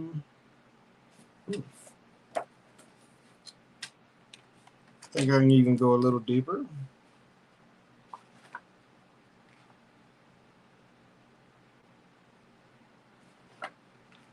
Give a little more love to it, a little more energy, a little more forethought. Oh, here we go. A person hangs up down. A person hangs upside down with his leg and arm tied in a gibbet, a human tree, hangman's tree, and the right leg and arm tied to a living tree that is the blossom. A radiation comes from the body, and the sky is blue as overcast with storm clouds turning an ominous red. The giblet and the living tree are rising from a fertile green plain. All dependence on mind is brought to a standstill. No movement is possible. There can now be a complete reversal of one's usual way of seeing things when the mind surrenders. The voice of prophecy speaks. This is the first card of the emotional realm, and it shows that the fool's values are now turned topsy-turvy. The mind has been brought to a total impasse, and that's the end of its tether. The mind's limit will be exposed by the emotions, which will prod and test those limits until all suffering is laid bare. Meaning, the mind has come to a standstill, a total impasse. This is a holy position. Holy means whole or complete, implying total surrender. Total surrender, whole surrender can be no synthetic surrender here. The totality of action is the sacrifice necessary for the fool to comprehend the cosmic order. The hangman is the absolute paradox. The burning without flame, Chin, the losing of the self in order to find self. For the fool's edification, we have a graphic depiction of the illusion of I, hung between the dead past and the living blossoming now. This is born when it believes. This is born when what believes it has self separates from the body. Having separated itself from the view of things, it finds itself in what it believes, not without reason, to be hostile world, that I never perceives of itself as hostile, but as defensive, defending its right to be left alone. The fool is confused. Life existence is a whole holy thing, a complete thing, yet he feels himself to be a separate entity. How can this be? He is separate, the whole cannot include him, therefore not whole. Once more, the paradox. He loses himself and should find himself when the I is forgotten and wholeness is once more. The fool must be consumed inwardly by his suffering, and the paradox comes when one is caught in the neutral ground between the opposites. This is actuality of the opportunity of the fool's lifetime, at last stuck at the center as a possibility of surrender. Will he make use of it? So for anyone that resonates with, putting that out there with the Mayan energy behind it instead of the European energy.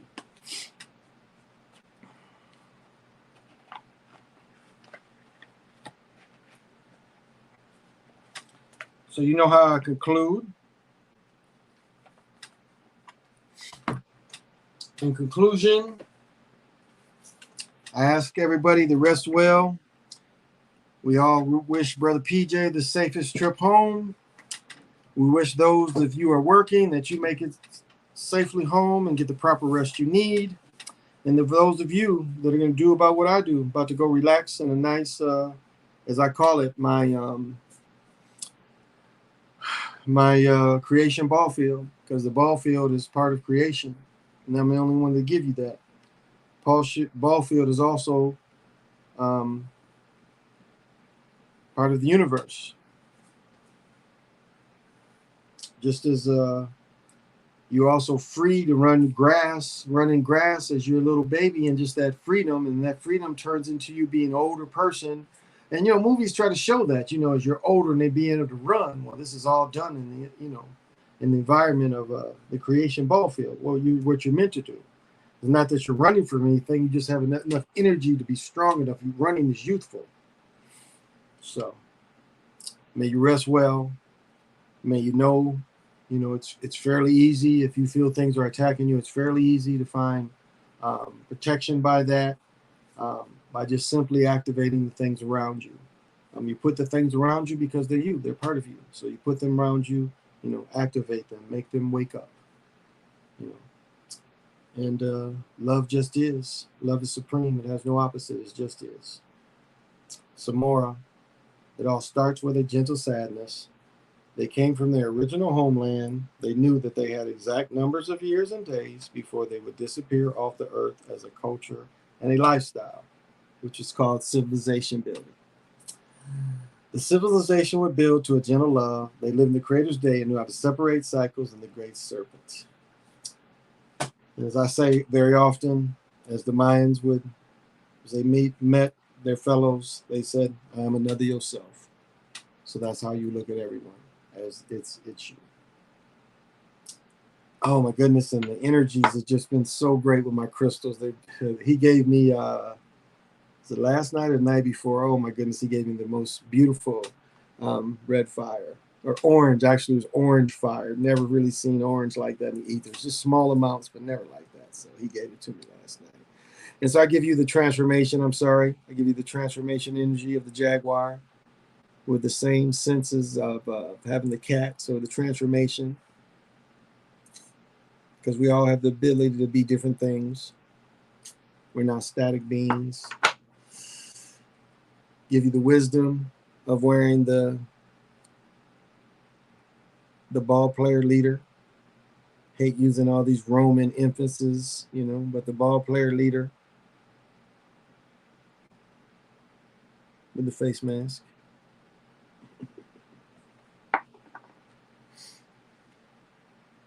Another version of it where you kind of see the jaguar headdress a little clearer.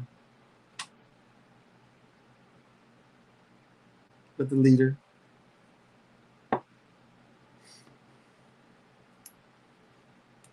And we give you the way pictures used to look. There they make pictures out of the stone. And they would use jade and they would use serpentine to make these pictures. That's why there are thousands of them. Person was able to look at you and, make a pretty close likeness of you. That's Omen. So as I do every day, I come on, I send out Omen energy. So Saturday, we're going to try to see if we can get all the equipment to get together to do another location. My son flaked out on me. He was supposed to be Chef Boyardee today, and he flaked out on me. I took him to Lifetime. He's like, you don't have to pick me up. So had to change the plans.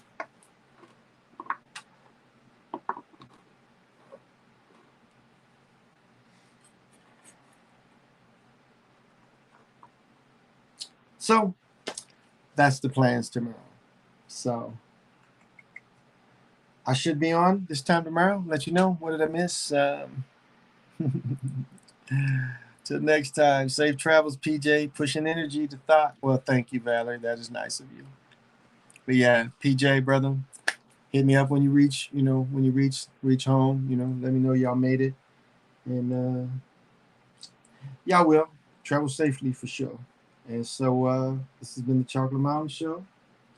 Yeah, that's all. I didn't have anything new. Been gone all day, so couldn't even tell you what everything closed at.